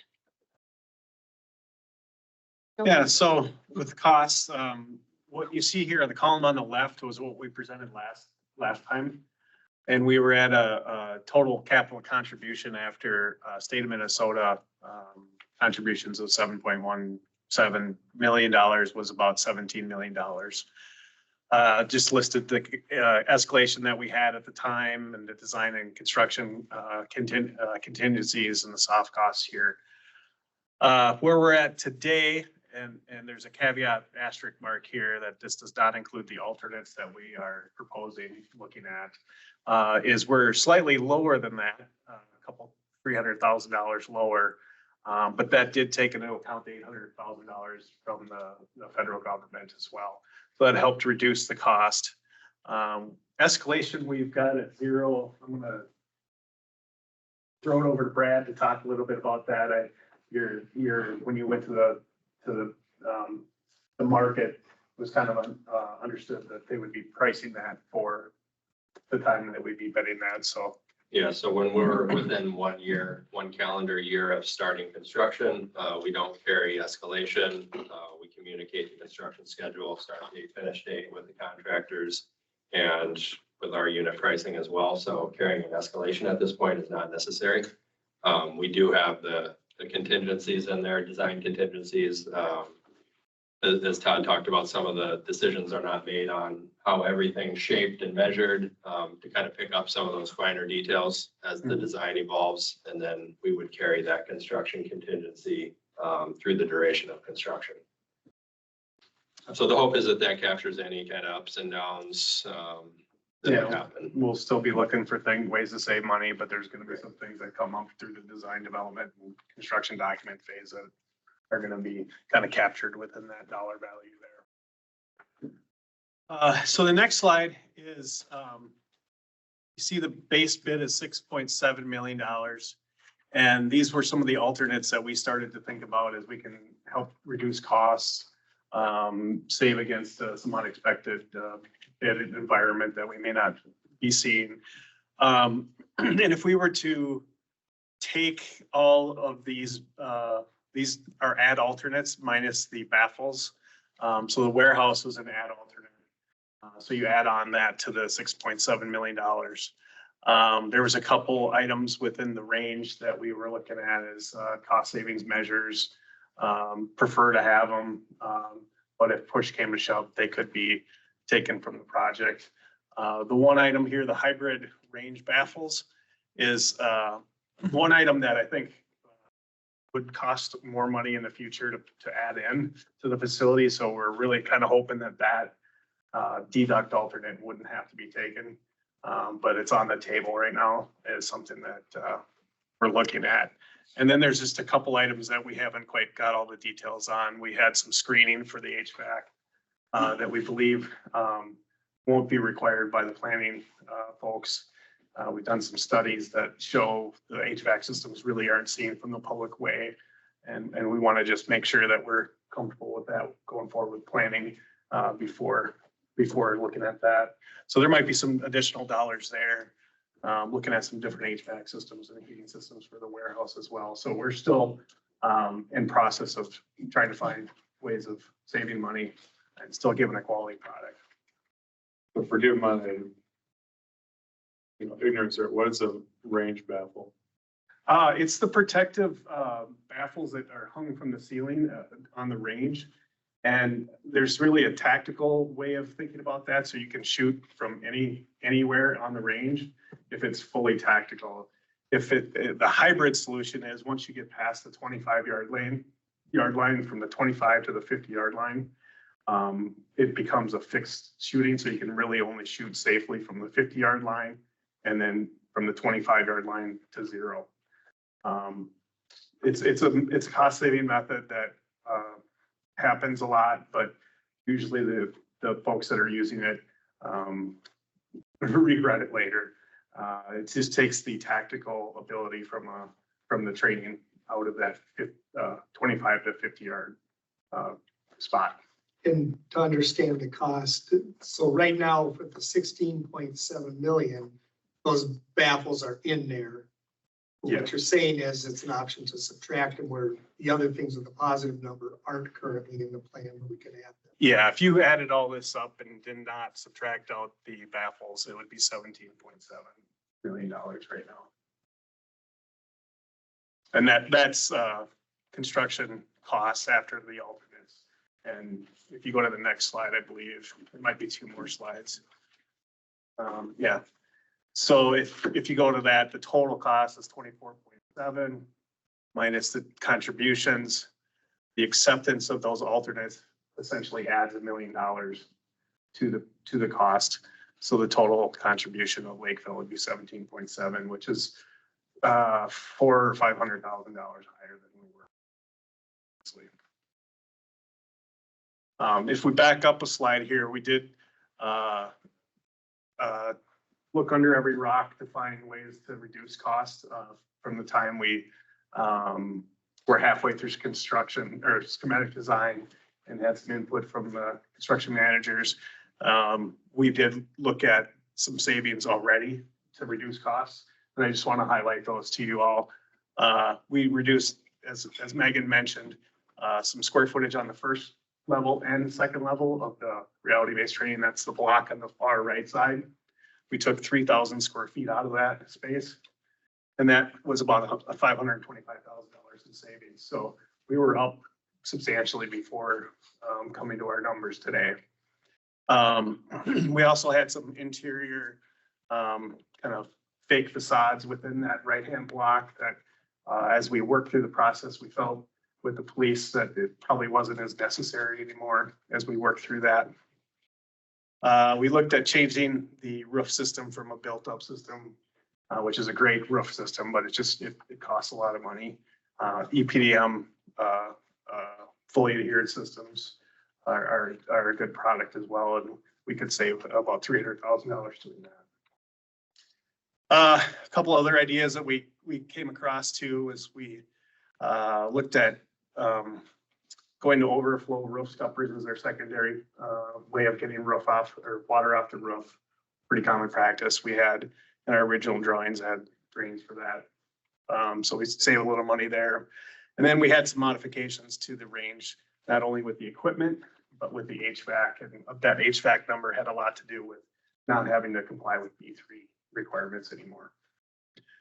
So that savings, we found about $1.1 million through that value engineering exercises over the last few weeks, over almost a month now. And then the kind of surprising one, B3 have always known as expensive. It's getting more expensive. The requirements now are to be 80% better than the code was back in 2003 or 13. I can't remember when, but it used to be 70% better. It's 80% better now. And that just requires like state-of-the-art mechanical systems to get there. But since we're not having to do that, that was about $5 million savings there. So if you go to the next slide there, and yeah, the next. So schedule hasn't changed much. We're still looking for the end of the year for design completion, bidding at the first of the year of 2025. And then next slide. Anticipated construction start spring 2025 and completed hopefully about a year from now. And then kind of just finishing up closeout and making sure the systems are running and properly and whatnot. Another couple months and fully operational by June. And maybe we'll beat that schedule, but we'll see. Any questions on that?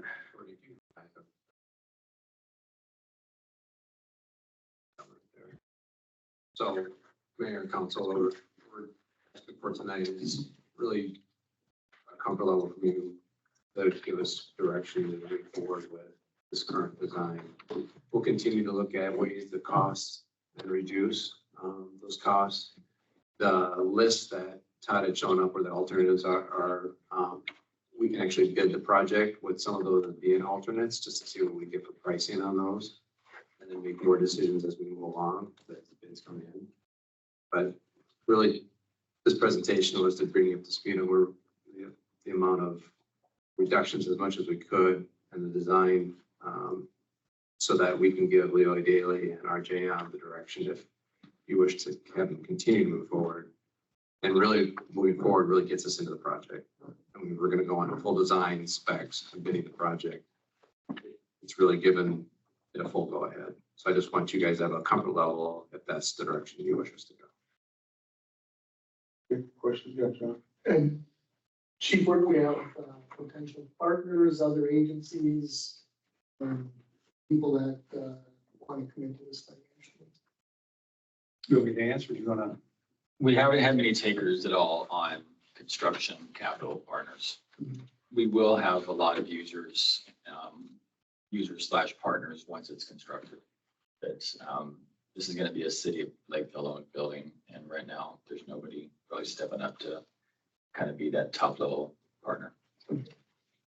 So we're thinking longer term, the ongoing cost of it will be borne by all the partners, but we're the funding for the whole. One of the elements that Leeway Daily is still working on and will report back to council with is the pro forma for the project. So if we get to go ahead from tonight, they'll continue to working on that pro forma and we'll come back to council and say, okay, this is what it's going to take to operate this facility. And this will be the annual upkeep and maintenance and operations cost of it. And that'll then tell us where we would be at with the partners and where would we either be for membership fees and that kind of stuff. One thing we did take an analysis of was the upgraded HVAC systems, mechanical systems, according to the B3 requirements and played that out over a 40-year span and see, does it even if B3 wasn't required, does it make sense? And the answer was pretty easy to say, no, it didn't make sense. But we have those numbers comparisons to know where our operating costs would probably fall. And now it's just a matter of kind of finishing up, the loose ends on that study. And that $5 million difference is really it's a big deal for us, especially with the $7 million we got from the state. We got that through the cash. Yeah. Cash amount. If it was through a bonding, we'd be required to get that B3 standards. So it means with five of the $7 million, we have to go towards that B3 standards. So it's a good deal that we don't have to hit the B3 requirements. I also wanted to add, and I think you're all aware that we have submitted applications to the federal government again for another $7 million. Angie Craig Tina Smith and Amy Klobuchar.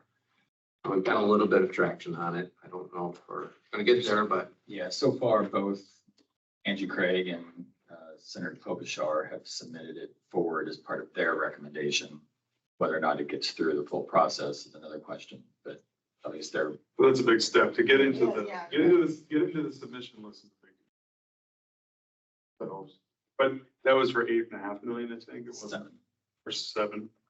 So it wasn't for the It wasn't for the remaining. there's another 8 million she put in for the kind of 58 interchange. Oh, okay, that's where I got the motion. Other comments, questions about Joshua? Question about the warehouse. Can you remind me what we're doing in there? There wasn't really much of a schematic in there about, I'm guessing a warehouse is just an open space, but what are we using that space again for? Yeah, the warehouse was kind of an element that we've been carrying along the whole way. Initially, it was to try to make up for the space we were taking away from Public Works and Paul Holmes' group. It's since morphed into really being a much smaller building, cost savings, and really being a space for just police and fire uses. We've got the PD command trailer that would go in there. We've got secured storage for fire and police that might be put in there. PD's got miscellaneous items, bikes and stuff like that that they collect or find before they auction offer for sale. Fire department's got their safety trailer that would go in there, and then some other miscellaneous stuff. And they also have a Zodiac boat that would be stored in there. So those elements would take up about half of the warehouse. So we've got still have some expansion space there. It's one of the elements that we could do as an alternate to see what, that's $1 million, close to $1 million that could go away if we don't build that warehouse. We just need to find space to house those items somewhere else. I guess my only question is this the right space for our storage? Is that CMF? Is that somewhere on site at a PD station or a fire department? It seems like it's an odd place. If it's a kind of a county-wide regional facility for us to be placing our storage. So that's my only comment there. Would you want to rent out some of the extra space to some other city or? Well, correct me if I'm wrong, Chief, some of this won't fit at like the police station, right? Correct. And the fire, so that's why it's here. It's currently down there. We do have, and we have had plans to expand the CMF. That will continue to be in the CIP. That could be an area that we get doing this. It could be, I don't like to do it, but if we do find that we can't do the warehouse here, we might have to find some temporary storage space. I'd have to pay to lease some space until we do CMF and build in enough capacity to do some of the other things. Where do you currently store like evidentiary vehicles? We have some garage space at our PD. Those are short-term, like pending a search warrant, but if it's long-term, it's down at the old public works building. So that would be another use for this cage off part of it. I've got the car you have to hold on for 2 years. Right. You can put it there.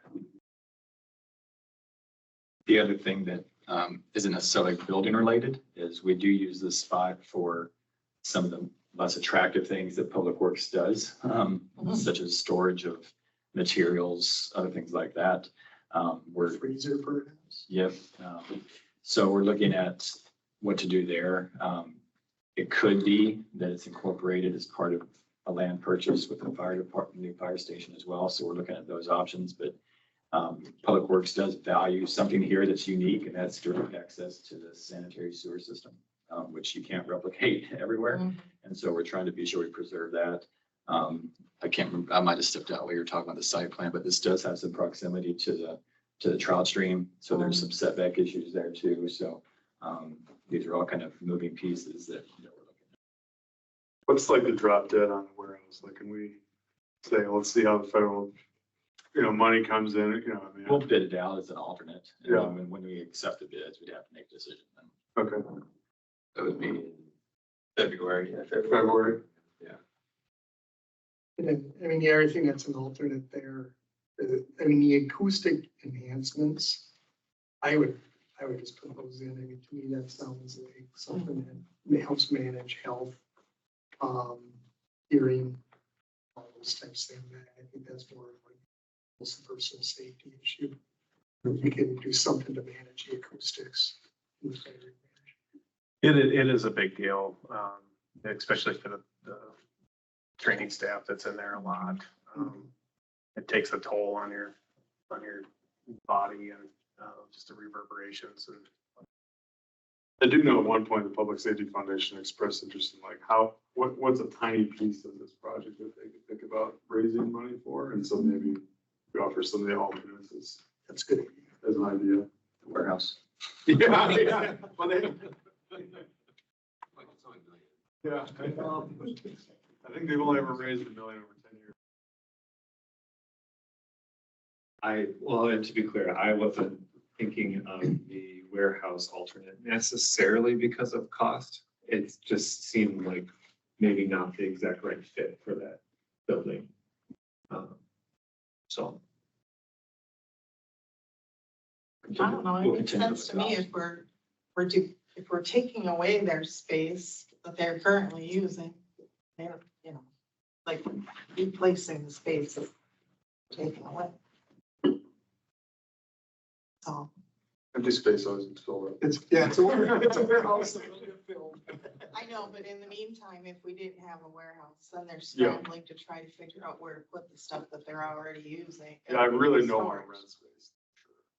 But I also would, if we're looking to spend $1 million on storage, does that make some more sense to expand CMF to incorporate all the other storage needs we also have? I would say that the, where it's located now, to your point, it kind of makes sense, but it also on occasion would be disruptive to the training that would be happening on occasion, when you need to access things from fire or police, when it may be rented out to some other agency. I think we're all still Great. moving forward. I don't think anybody's Yes. concerned. Thank All right. Continue with Thank the you. design. Yep. We'll come back and report on the pro forma stuff and then your timing. Start putting plans and specs. Get ready for bid this fall. So, thank you for the time. Appreciate it. Yeah. Thank you. Thank you. You guys want to take a quick break? Sure. Okay, I'll take 5 minutes.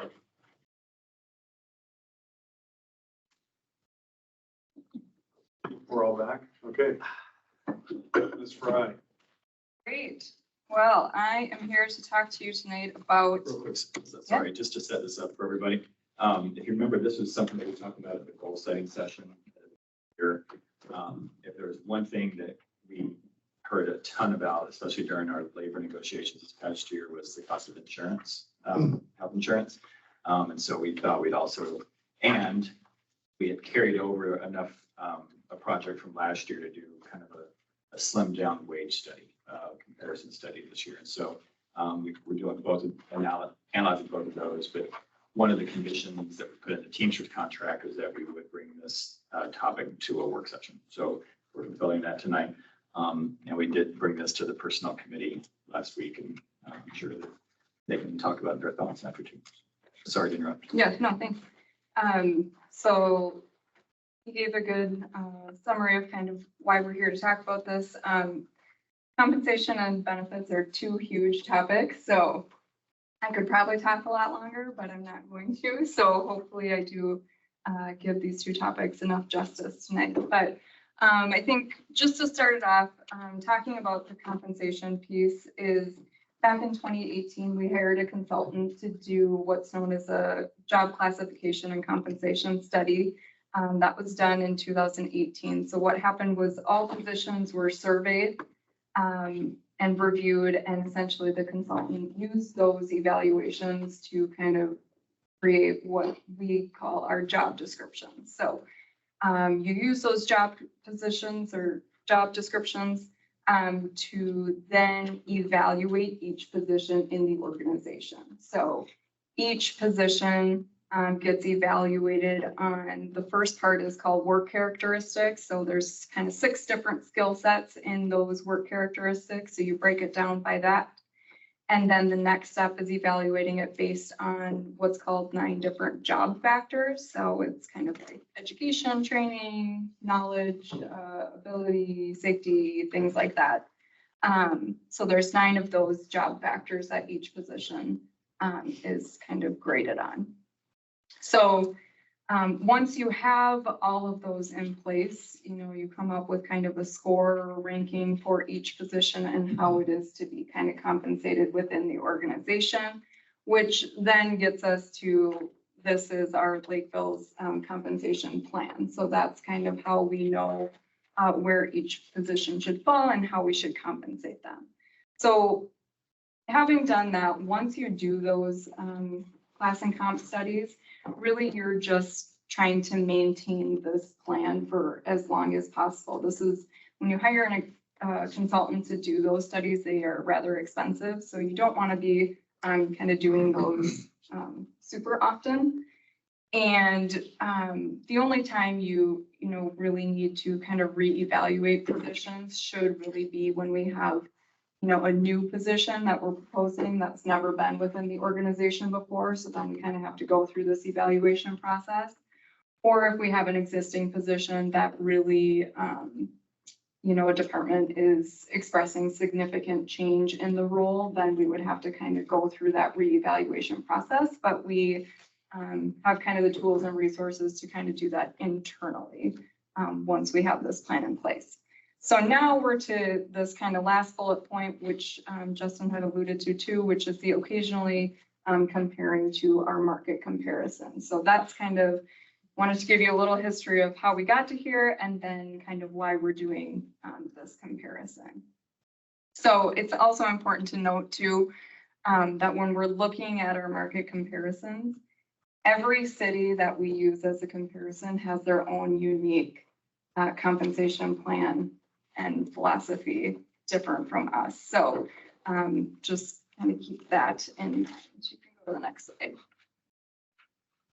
So what I have found since I've been here is that we've had this compensation philosophy that Lakeville strives to have wages that are between 90 and 95% of the market average or better.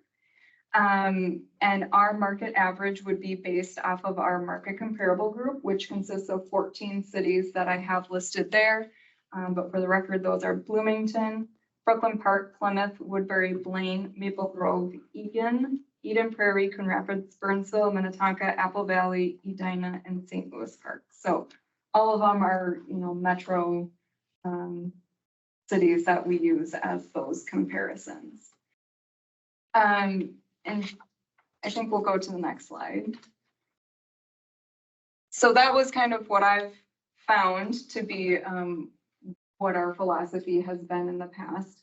And then how that compares to what other cities do. So I didn't get a ton of feedback from our comparable groups, but the ones I did hear back from, I threw them on here. So as you can see, most of who I heard back from, their philosophy is they kind of use a percentile.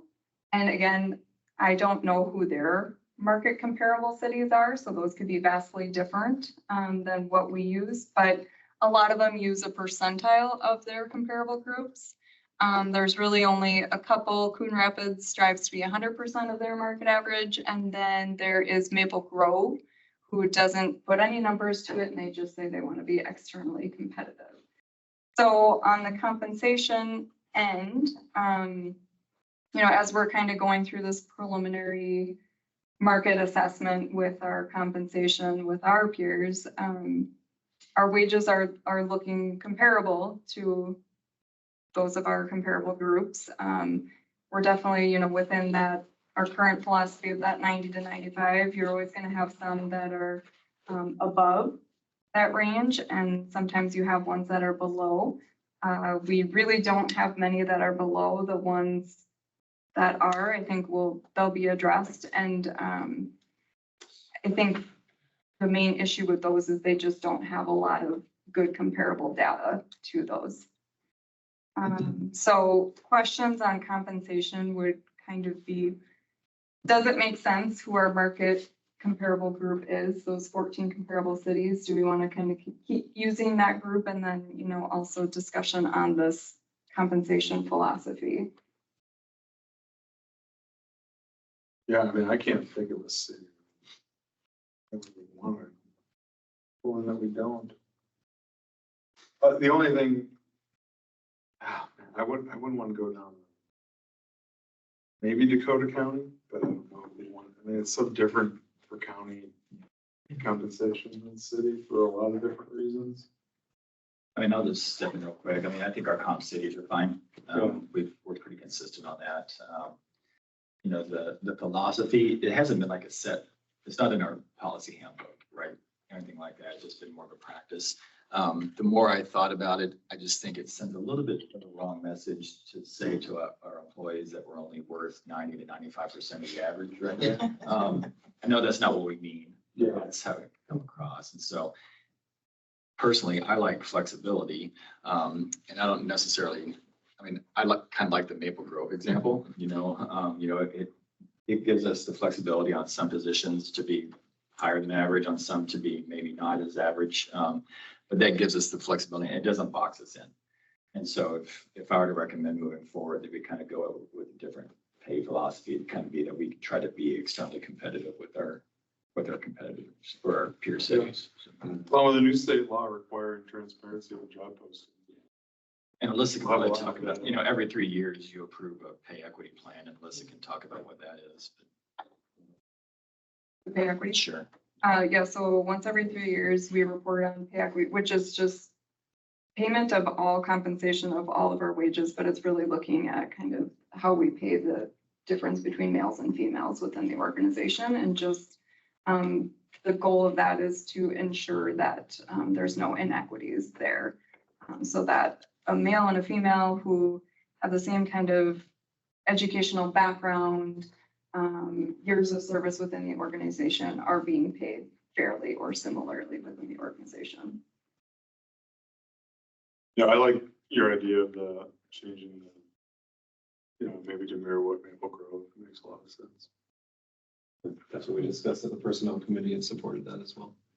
Yeah, I think in the end, the proof is in the pudding. And if you say we're externally competitive and our pay shows that, you don't need a percentage. You know, and I'll give a little bit of a shout out to Courtney here. We had money budgeted to hire a consultant to do this work. But what we found is they're going to access the same data that we could. I mean, they're going to go to the big Minnesota Cities database. And actually, Courtney's probably done a little bit more work than that. She has actually gone to some of their individual pay plans. Some of them weren't escalated to 24 numbers. So she, you know, did that. And what we found, and that's pretty tedious. I mean, you should see her spreadsheet. But, Some cities don't even have pay plans. yeah, some cities don't have pay plans. But what we found, and we only evaluated the non-union positions because we kind of did our own market through the negotiations, but there's around 86 positions or so, Courtney. I'd say half of them were above the 100% average. And when I say above, I mean, she looked at both numbers, our starting wage and our top range, right? And so about half of those we were really good. About 90% of the rest were within that 90 to 95% range, right? And so then we're just looking at a handful of others. So that's why I feel confident moving into this year's budget process and going back and reporting to the organization. I think we're pretty good on the wage side. Where I do think we need to talk about is on the benefit side. And I know Alyssa's going to get into that once we're done here. Are there any other questions on the compensation side? Otherwise, I'll move right into the insurance piece. Okay. So to just kind of catch you up to speed on what we currently offer, we have 2 high deductible health plans. And then employees have their choice of 4 different networks they can choose from on either of those health plans. The network options are just Park Nicollet, Elect, Vantage, and Passport. And the premium associated with what an employee would pay depends on kind of what plan and then what network you choose. The Passport network is kind of that network where you can go anywhere. Don't need to really stay confined to a primary care physician or anything like that. So that one is the most expensive of our plans. And then those employees who waive benefits receive $50 a month for waiving benefits. And just to give you an idea of kind of where we're at for enrollment of numbers, we average around, it can change by the month depending on new hires and people who terminate off the plan. But we average around 199 employees on our plan per month. And of those, 130 of those are enrolled in single coverage. And then we have about 24 that are enrolled in one of the kind of employee plus one, so I call that two-party. And then 45 are enrolled in a family plan. So just to give you kind of an idea of what those numbers look like. And when you say family, so in their family's plan, like their spouse? On our. No, on our plan. So Got it. they're. So you're saying there's not very many people that waive it? There's about 25 employees that waive. So that wouldn't be included in that 189. Okay. You can go to the next slide. So then what I had also included, so based on the feedback we were hearing from those negotiations and we had a couple meetings with our insurance committee, they really wanted to see, well, how do our benefits kind of compare to other groups? And so we kind of use that same philosophy that we do for compensation using those 14 comparable cities. I received feedback from 12 of them, which is the spreadsheet that was attached. That was kind of my data that I had gathered from all of those cities to try to make sense of how our benefits compare. And it's really difficult because it's not always apples to apples. It can be very unique based on each city. So I tried to focus more so on the plans that were very comparable to those high deductible ones that we offer. And so the things that I focused on are bullet pointed on this slide, which would be the annual deductible, co-insurance, annual out-of-pocket maximum, the total monthly premium, and then the monthly employer contribution, monthly HSA or VIVA employer contributions, and then the monthly amount for waived coverage. So when looking at all those things, I think safe to say that the feedback from the insurance committee too, the biggest kind of area of room for improvement was in that employer contribution. And so if you want to go to what did the colors mean? That was for me. Okay. But yeah, I can explain that. So when I gathered all that information, it's a lot to look at. And so for me, in order to kind of summarize all this data, anything in yellow was kind of neutral. So that was similar to what we offer here in Lakeville. Mm-hmm. Anything in red was worse than what Lakeville offers, and anything in green was better than what Lakeville I would offers. have thought the other way. Josh, you said the same thing. Yeah, I would have thought red is our areas that we need to think about. That's funny because my brain must work.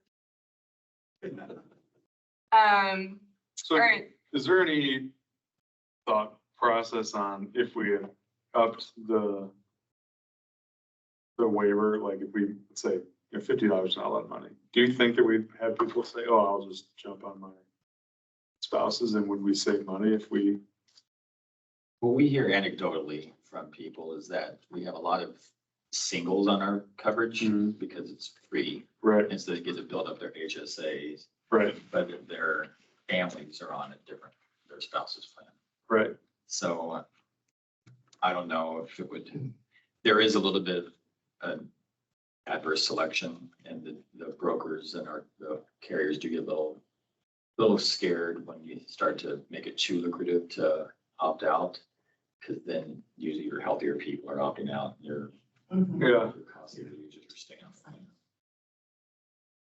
Good question too, and I think I figured it out looking at the chart, but so sometimes you have single and family is whether you have one person or 15 people, you pay the same thing.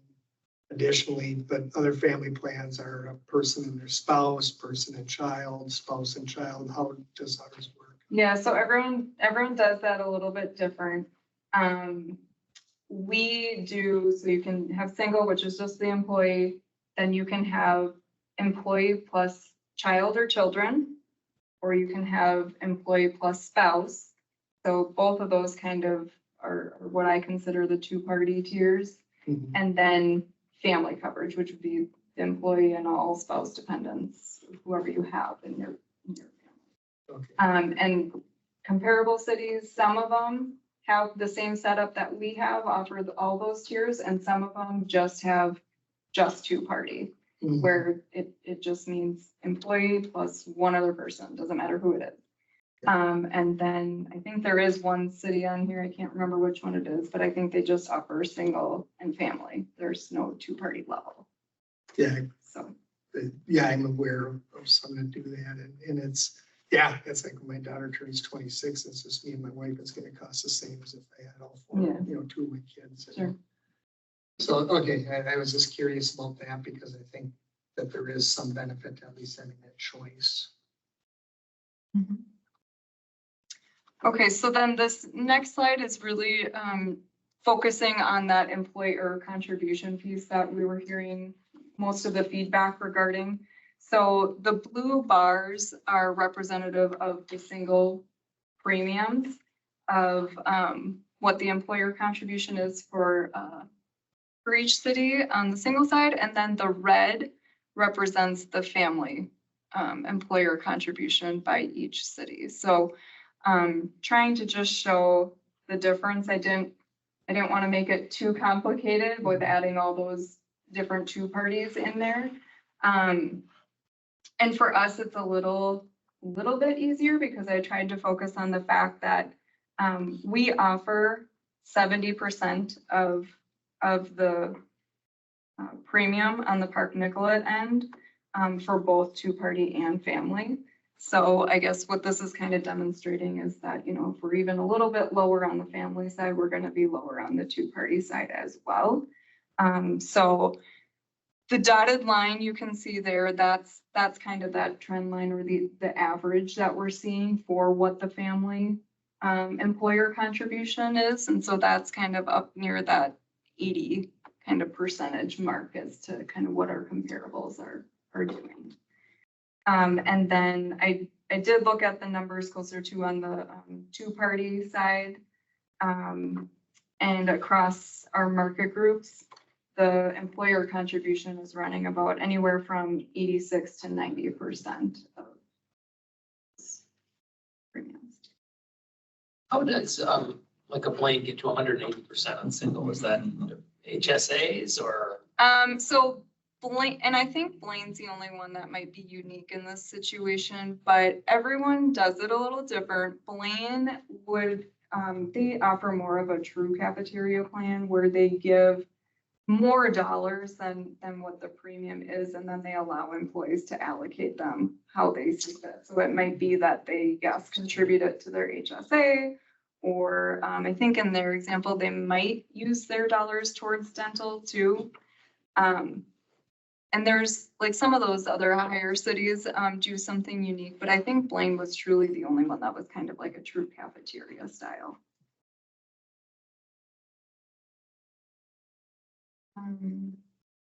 So I think really just, you know, based on kind of the feedback that we're getting and the data that we're seeing from our comparable groups, you know, the recommendation would be to, you know, have an increase to the employer contribution, specifically on those kind of two-party and family contributions. The hard part is that we don't get renewal information and numbers until August. Mhm. So it's kind of like a waiting game almost for us. Are there any other questions on this piece? Okay.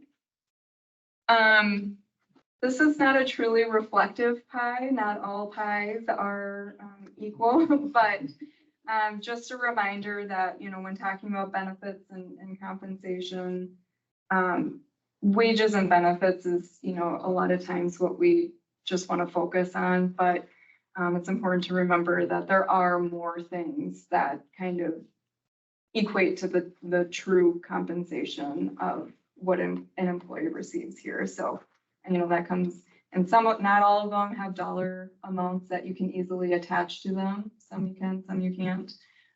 But there's a lot of other things that we can also look to when talking about other areas of total compensation. So then the last slide is really just kind of what potential benefit recommendations look like. And so the first two would kind of coincide with the data that I just showed you, that recommendation would be for an increase to employer contributions to monthly premiums. And then during renewal time, we can potentially look at also some plan option changes. But again, that it totally depends on the carrier and kind of what those numbers look like. But things that are different that we could also consider in the future. I'm not saying that we have to consider all of these things at once, but these are just things to note that other cities do, and for us to kind of stay competitive and unique and an employer of choice, we can also look at some of these other things. Would be an HCSP, which stands for Healthcare Savings Plan, offering citywide. So we have some of our union groups that already participate in this HCSP plan. I think it's been brought before our council before, but just hasn't really taken off on the non-union side.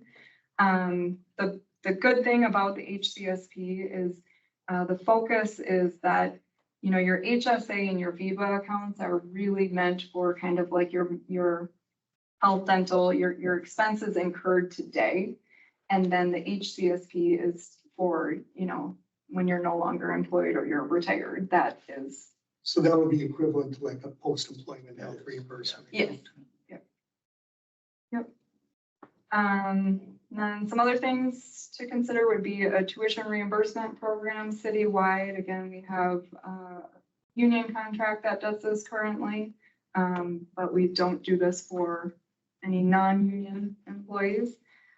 Paid parental leave, another kind of hot topic that's out there, but the state is coming out with its own kind of paid family and medical leave in 2026. So I think we'll see how that goes. And then another thing that some cities do that's kind of unique and interesting to employees is a volunteer day, but those are just some other ideas. Okay. I like the idea of volunteer day. Yeah, I think that's cool. It's a great idea. The other thing, this is not to replace the tuition reimbursement. I think we had that conversation. But because the city is a member of the chamber, our employees technically can apply for the Chamber Foundation scholarships. So I should send get that information. So it's not a big amount of money, but there's opportunity. Okay, anything from the personnel committee that you wanted us to think about, or what your kind of recommendations were? I think our recommendation was to let the staff determine where we should be at. And I think the overall is that our feeling is we just want to stay competitive and keep the best employees. And if we're running into issues, not necessarily with the wage, but because of benefits, health benefits, et cetera, insurance benefits, if that is scaring somebody off and taking a position here, and yet they're the highly qualified person, it'd be nice to have the staff look at it and see where we can become a little more competitive. Was there any value in comparing to the school district's health insurance? No. Okay. Well, not in a good way. Yeah, okay. I mean, we do get that thrown at us a lot. At least the feeling is school districts have better benefits. We haven't seen their plans to know how to evaluate that, but that's what we hear. I really appreciated how this was laid out, and the recommendation is specific to a concern that's been brought up for several years. The personnel committee has talked about this for a while, but now the data, I think, helps support kind of a very narrow or specific solution with the family and two-party tier. So I think that's why the recommendation from the personnel committee was pretty clear that we should be looking towards that closer to 80%. Ever seen? Yeah. I don't know if that's a 1 year recommendation or a tier, over the course of several years recommendation, but I think that's why it was a pretty clear support from the personnel committee because the data supported all that. So thank you for the work that you all put to mining that. Thank you.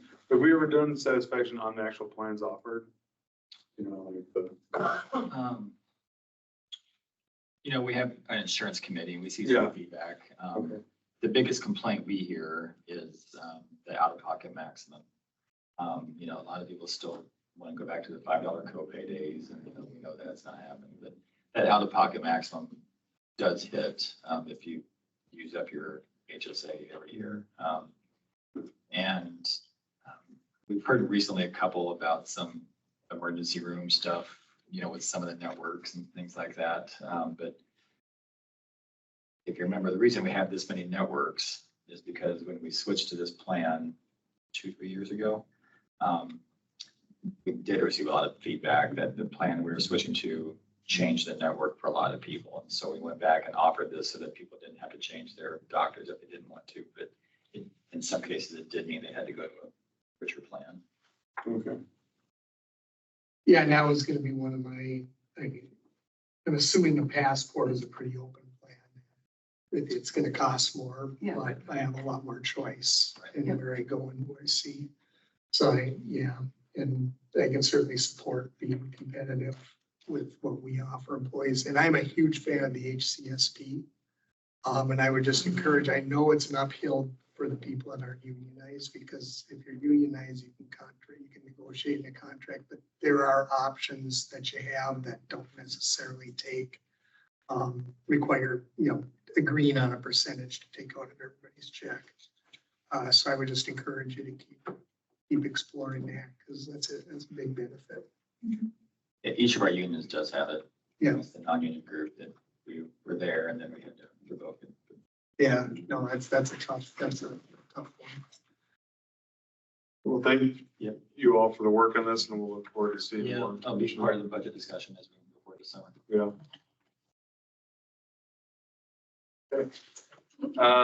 Speaking of budget. Yes, so, Julie, you want to give us Work better if we're up here, so. whatever works for you. I don't. Well, as you know, first quarter, we haven't hit our stride with a lot of the seasonal type costs and revenues. We haven't gotten our tax money. It comes in June. We are slated to have 30 million roughly for revenues for taxes. We did include the numbers just to give you an update for first quarter and licenses and permits. You'll see we're not quite there to a 25% of the budget or of those projections. But if you go through May 16th, we've got 125 single family units and budgeting 300. So we're almost halfway there already. And then townhomes, we're at 48. Is that one neighborhood, right? Is that the one off of, elementary? Could be. Yeah. So just highlighting some points in the narrative that you were given. Charges for services, we are higher than previous year, and we're just in line with the budget right now for our 25%. Public safety, it's all a timing issue. We've got our SRO contributions. We bill those out in June. So again, this is kind of cyclical nature when it actually happens. So public works revenues, again, those are based on summer construction projects. Those are just ramping up. Parks and Rec revenues are up 13,000 from prior year. So that is a good sign. We are slightly under budget, but again, seasonal in nature, and those are going to really ramp up here. When we're looking at the expenditures in the general fund, we are about 400,000 greater than the same time last year, and we're at 23% of our 24 budget. So that's a good thing. We're right in line there and under budget just a bit. The comparative difference in transfers, when you bring that in, because of how we used to do transfers, we used to do a transfer in from these other funds. We're now showing those as expenditures in those funds. So it's a reduction in the expenditures shown on the general fund side rather than a transfer in of money. So we're still going to have to get it to get to the explanation of what that means. Trying to figure out the best wording. Personnel overall in the general fund, we're at 23% of budget, so just a couple percent under the 25% benchmark. Again, you know, there's vacancies that were just filled. The firefighters that we just hired, they were hired at the end of the first quarter, so that plays into it as well. General fund, the expenditures just pretty much in line. There's not anything alarming. City clerk is higher compared to the prior year because of the election costs, and the county did bill us for the election equipment in that first quarter. So legal fees are up 3% over the 25% benchmark, so it's a little higher than last year. Community development is a little higher, or 27% of budget.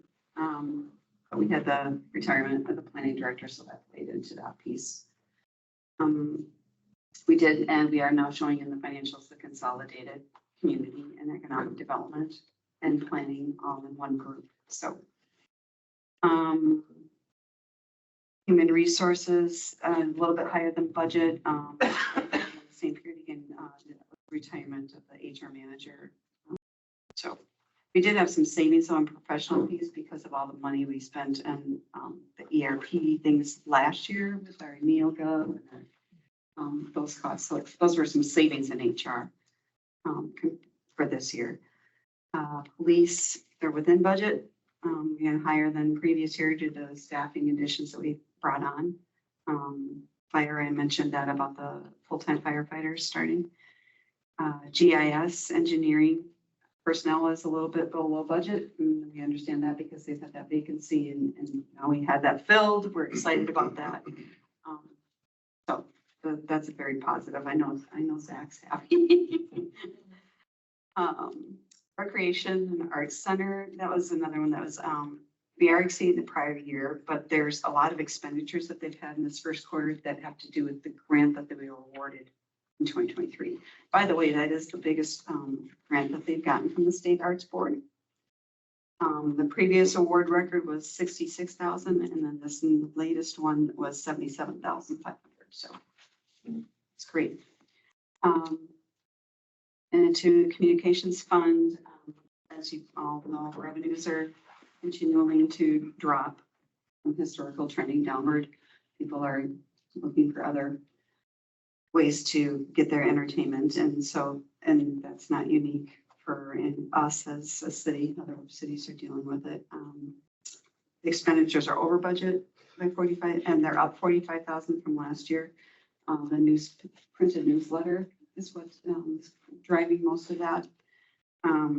Again, that fund balance though is healthy. It's not, we don't have to concern ourselves with that yet. Liquor fund, phenomenal, still going gangbusters. They had a 3.7% increase over the same time last year, so 4.8 million increase, and the gross profit margin is up. So it was 27% that first quarter last year, and now it's 29.7% in 2024. So overall, the total expenditures for the labor fund are right in the 25% budget mark, so they're doing well. And again, our transfers out of the liquor fund, those were great that they were still able to, that we're able to continue that process and that practice. Water fund, typical again, lower revenues in the first quarter and just a slightly higher than last year's at the same time, just because of the growth and customer base. We're not gonna manage summer water use. Yeah. there will be. Yes, that is Yeah. okay. We'll take that. Expenditures are below budget estimates, so again, all coming in strong. The major maintenance things in the water fund, we've got 2.8 million in major maintenance, so there's some large things happening. Most of that is water tower cleaning, inspections, repairs. Sewer fund revenues are exceeding budget, so. But we do have that lovely Met Council fee that went up 6.8% over last year, so we paid them about $5.5 million a year. So major maintenance for sewer, roughly $1.2 million of different things. So again, fund balance is strong, can handle it. Street lighting fund, nothing extraordinary there. Revenues are actually up, but that of course again is to the customer base continuing to grow, because we did not have a rate increase for streetlights. Environmental Resources Fund, our grants, our intergovernmental grants, budgeted at 609,000. So the largest portion of that is roughly $500,000 for the Green Ridge Park water quality improvements. And then in the Environmental Resource Fund too, the personnel expenditures are higher than budget due to those new employee transitioning between steps, so just moving up. With that, there's, I think just wanted to point out with this general fund summary, if you're looking at comparing first quarter this year versus first quarter last year, we are up 1.3 million to the good. So those are the numbers that, you know, as I'm looking at this comparing year over year. So is there any questions on anything? No, we just need to run a campaign to get people to sign back up for cable. Good luck. Free plug, uncut. It's cheaper than all the apps. Yeah. It will be, I mean, You all of them. Well, when it doesn't work, it's not. yeah. Right. Chance of watching it. Any other, yeah, that's a good question. Thank you. Appreciate it. Okay, city proclamation policy. And just other reasons Justin and I talked about, I get a ton of requests on this stuff. So, Justin pulled together, I think Dakota County's got a good example. So, Yeah, I mean, I think the mayor teed it up. We get a lot of these. I got one just last week after we spoke. Darts is asking for a proclamation for their 50th anniversary. The list is endless if you wanted to go down this route. And so just, but it seems to come up every couple of years. And so I just wanted to see if there's any interest from the council to change the practice, to create a formal policy. I would just say I would like the ability to do more of them. Most of the stuff that I get or asked to do are very non-controversial. It's like ALS Awareness Month. I know. So I'm totally, I would like to have a policy so that I can say, hey, look, yeah, this is something we'll do. And, you know, I think it helps, you know, draw attention to certain things that I think are helpful.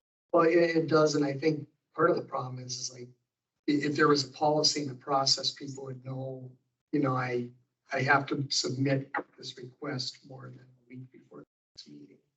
Mm-hmm. And, you know, you see, I'm not sure people are aware of the timing. You know, so I think a policy would be good. A policy would be good if we're gonna turn it down. Well, that's the thing. And if you do develop a policy, I mean, with the spirit of, yeah, we want to do more of these unless it's this one, you know, that's a reality. So I think a policy would have to be really well written in terms of what applies to what's going on in the city. Like we have people in our city that are experiencing ALS. I have a friend that died from it. And it's important. It's important for our community. So I think if we can find some tie to that, I would like to see a policy. Well, and then if we go and proclaim something like that, then the communications department picks up and, you know, helps educate our citizens on what these people are going through, that it, you know. Yeah, as long as it's not political in nature and controversial. I don't know how you write the policy completely, and I thought, And that's hard. I mean, and that's, I think, we do three now, basically, right? We do National Day of Prayer, Manufacturing Week, and Sometimes Arbor we Day. Oh, Arbor Day. Sometimes we've thrown Public Works Week in there and, you know, things that were more city department Yeah. specific. And I think, you know, previous city councils just didn't want to be in a situation where they'd say, well, pick winner, you know, be picking in between, which I get that that's a challenge. well, I think, but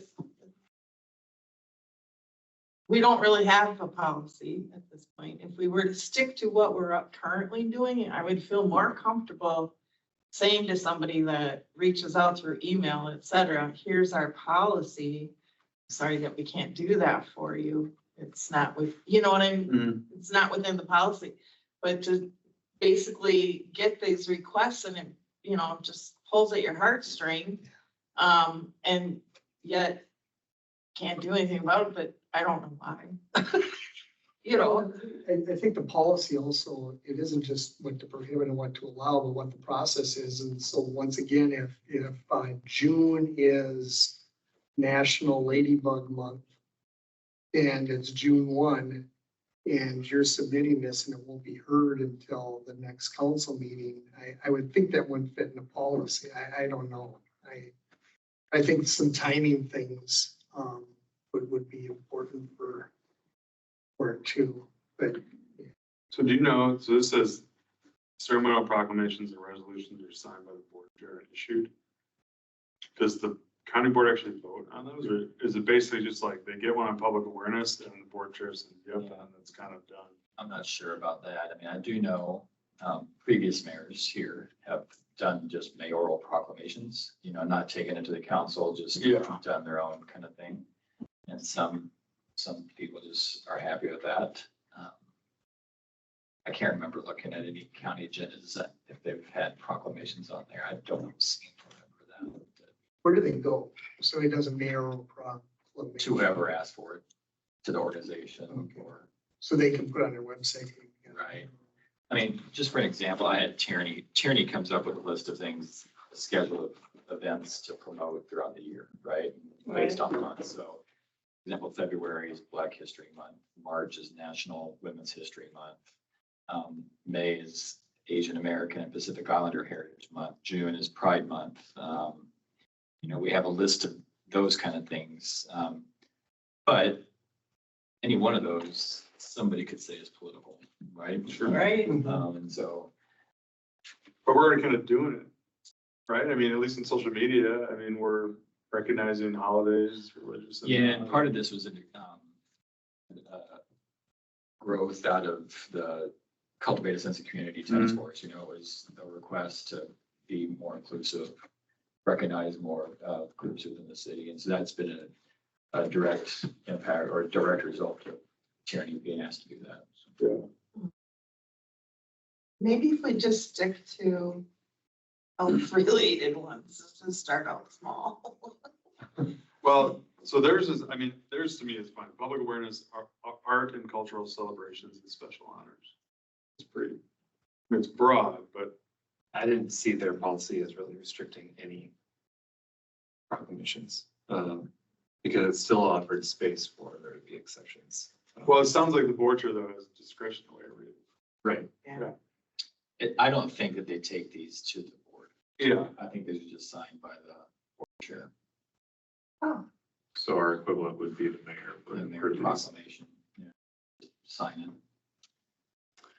That would allow, I mean, if any of you wanted to, you were approached by a group, you could ask the mayor, hey, would you mind doing a proclamation? right. You could do it that Do you way. want that responsibility? It's kind of the deal of being elected. You gotta, you know. Because the other option that I was thinking about with this is that if there were a true proclamation that we were all behind, there would need to be some time and some sort of way for someone to propose an idea that we'd have an opportunity to at least agree on. Because as it stands, the proclamations that we have is not that we've ever voted on it, or I don't think we disagree with Arbor Day or with Manufacturer Day. Well, But yeah, it depends on how many trees I gotta cut. My Arbor Day support is that for that year. But if you do proclaim something as mayor, I mean, is there a refusal from the council to be like, no, I don't like that proclamation? I mean, I don't know, because I've never done it. You know, I don't think Doug really did either. So I think we're talking about 8 years have gone at least probably. So, because I guess I didn't even know that I could. Sure. But that's not in writing anywhere, right? No, and that wasn't necessarily asked for permission. That was just something that was done. Sure. I don't know. I mean, if you think about it, the day of prayer could be controversial.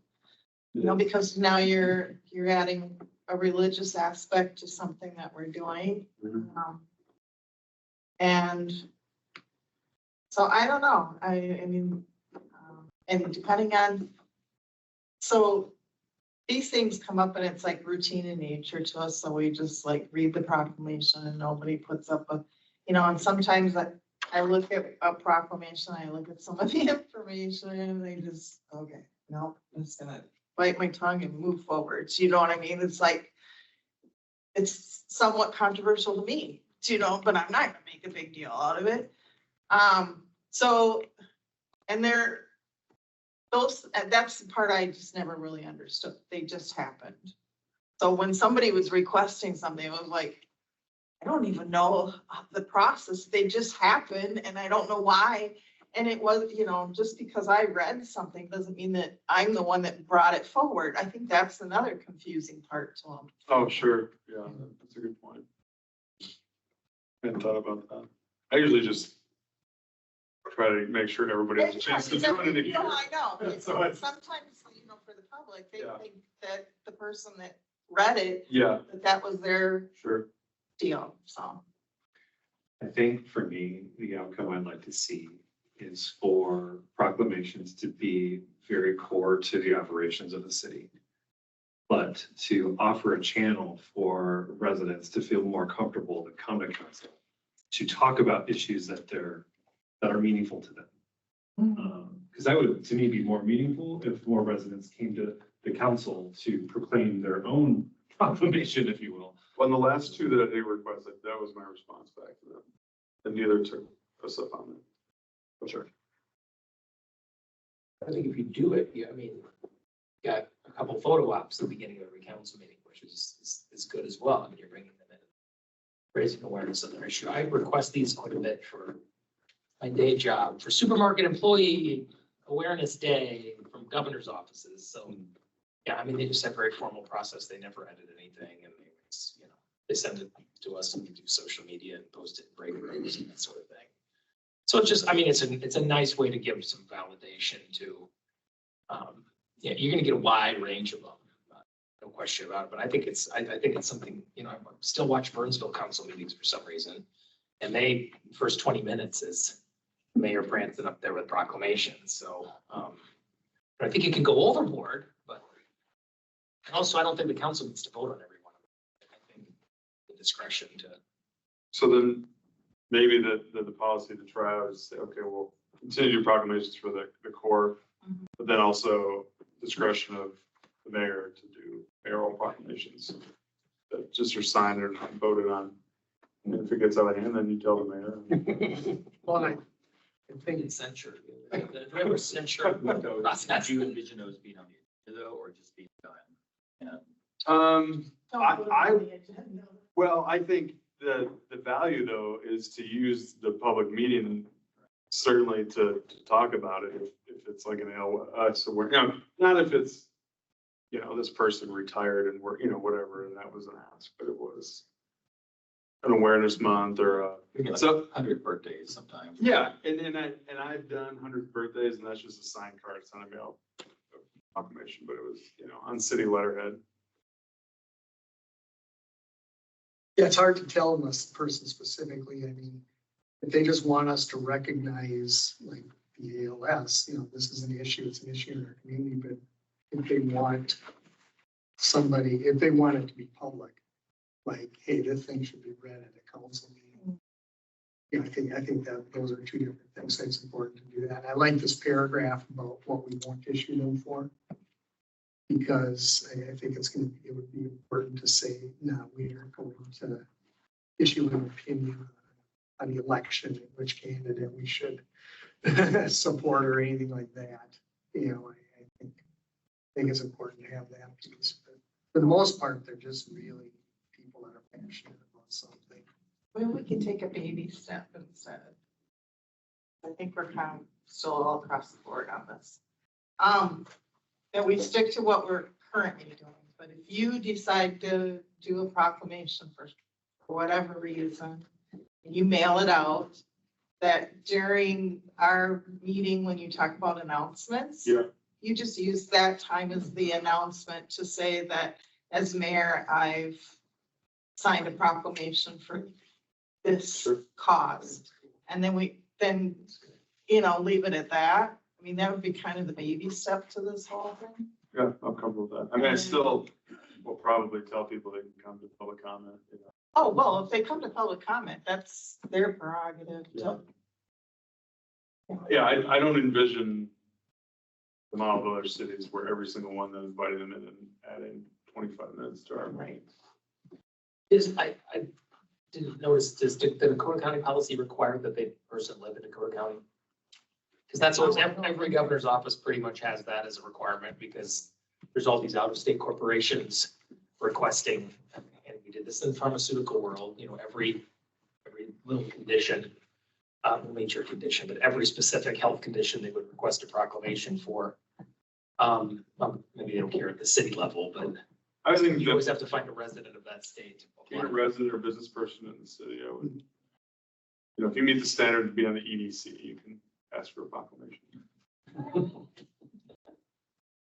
Yeah, the county position doesn't say anything about that. Should send a request in, see if it gets approved, make something up. It's the current minister, I'm sure. That's the policy. So do you want to craft something We based have a on? policy saying, you know, it's gotta be directly related to city business. Otherwise, the mayor has the right to issue mayoral proclamations at his discretion or at the request of council members on issues. That works. Good. And there should be an expectation that they provide language, right? So you're not. Yeah. You should have to draft it. Most of them do. I mean, you know, most of them are local residents or on boards or something. Yeah, they get a boilerplate, whatever their association or whatever. Okay, items for future discussion. Do you want to go over the script, Courtney? Are we clear on that for tomorrow? Did everyone have a chance to look over the script for the advisory board dinner? No. Because Yes, and I will be there. when Okay. council member Volk said she couldn't attend, I assumed we guys were gonna get a new one, so I didn't read the other one. I'll send out an update maybe either later tonight or tomorrow. There'll be 4 of you, Michelle won't be there, so I'll just kind of divvy them up. 2 boards per person, if that's okay. Yep, sure. All right. Yeah, and I wasn't on the other script because I wasn't there last year, so. Oh, so it all worked itself out. Oh, well, maybe you just take mine. Yeah. Perfect. Good, well, that works out really good. Actually, no, what did you have? All boards are informed. I don't know, if it's right, we'll have Just as a note, we have 2 food truck, well, 1 food truck in LBC. But as you know, LBC will be a little bit more convenient. If you do see a line or maybe a lack of a line at the food truck, you know, we might ask that you patronize the other. So is everybody getting like a thing, you'll get a token? Just like last year. Or the past 2 years. What's the food truck? Las tortillas. Famous Cakes is gonna be where? The cakes will be in the pavilion. They're gonna do like a display on the table. Oh, awesome. I'm having lunch at LDC tomorrow, so I'll have it. Courtney got some nice blankets with our logo on it. Sweet. Michelle Becker is It's bigger than that. Is it the tiny one? Yeah. Don't take it out of the pouch. I know.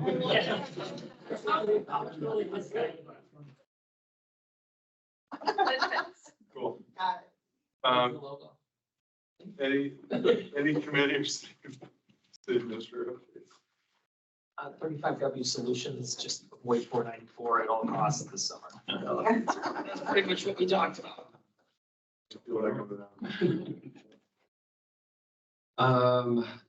The ALF meeting was interesting to me. We had an update about some of the changes that the board approved in January to allow there to be one paramedic and EMT on each rig. And they requested that because they were having a hard time with some shifts staffing with 2 paramedics. And that change so far has gone very well. They've been able to fill their trucks, which then increases the amount of trucks that's good are out there. Also this year, they changed where the trucks are sitting, and both of them are in Lakeville. And so they're at stations 2 and 1 and 3. I think. Anyway, because they wanted to equal out some of the response times. And When they were playing basketball at my park the other day, it's not always 1 and 3. They were definitely at Oak Shores Park for a good half hour. We'll get a community engagement. But there was a significant change in our favor in terms of response time. And I think it's equaling out the playing field in terms of response times between Apple Valley, Farmington. Very good. Just gonna give them a test run this weekend. The other thing that we don't know what the effect is yet, but the EMSRB was repealed, which that transition is going to happen over the 9 months or so. So it's completely turned over January 1 of next year. That was in that big building. So I was a little unclear about that going into the ALF meeting, but I don't know that there's much to report on it, just that that will have some impact in the future. Yeah. Mostly on regulation, not on operation. Oh, okay. Anything else? We had a public safety meeting that talked with both chiefs. It was a pleasant time.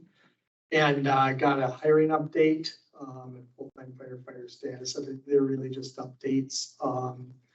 The police department has that new support services liaison position that will be working directly with the county's worker. And I think that's going to be a really good deal. And the fire department has a dashboard that I thought was incredible. Yeah. And the potential is once they get that up and running and get some data in there, that there will be the ability for us to be able to access on a high level and see some of the data. So I thought it was pretty cool. And then had Dakota 9/11 Board of Directors meeting. It was a budget meeting. And so the budget this year is $12.5 million for the DCC. Member fees went up about 7%, like 7%. But and it's for the next couple of years, it'll be like that. And then there's some projection that later on this decade, they'll start going down a little. But pretty reasonable and just a little bump in. Is there any conversation about re-looking at the backup after the situation in Wisconsin? Yeah, there was an update on that outage. If you remember correctly, that was a storm in, I believe, the Madison area that knocked out that service for 41 different PSAPs. Dakota 9/11 happens to be the largest of those PSAPs. You know, everybody was going, yeah, we're going to look at this. We're going to get down to brass tacks and figure out what's going on. That's going a lot slower than people would have expected. We had a conversation about exercising our voice as the largest agency, maybe starting to put some pressure. There's not a lot happening at the state level in terms of even just saying this is what went wrong, this is how we can fix it. There's not a lot going on there. So we're going to start to exert a little bit of pressure and exercise our voice. Didn't anybody bring up that it's not just happening in our state, that it's happening in states across the country? Yeah, and. I mean, it just recently, in the last couple of weeks, it's happened again in some other states. Mhm. So something's up. Yeah, something's up and you have, I mean, if you can imagine the technology. 911 console provider, you got a Motorola that has a system, you got the phone system, you've got the fiber, I mean, there's just so much. It's a really, it's an amazing piece of technology, but to your point, you know, there's something that's not working. And, you know, I'm not sure how much testing is going on too, or just drills in terms of if this goes down, how do we physically switch this? So I guess what my point is, it's not just a state thing, it's probably, you need to look at a federal level too. To see if there's something that can be done so that this isn't happening across the US. Yeah, but that was DCC or Dakota 911. We had EDC last week, and they continue as a group to come up with kind of their long-term strategy and plan. So had a good brainstorming session last week with people. I have a question, well, maybe a topic for a future meeting about just how our city is using AI in day-to-day work, or how we might anticipate using it to make ourselves more efficient. Seems to be the topic of the day, so. Yeah, I just was at a panel about that, and every city approached it very differently. Some cities are totally embracing it, and others are not. We just talked about it, our Dakota County manager.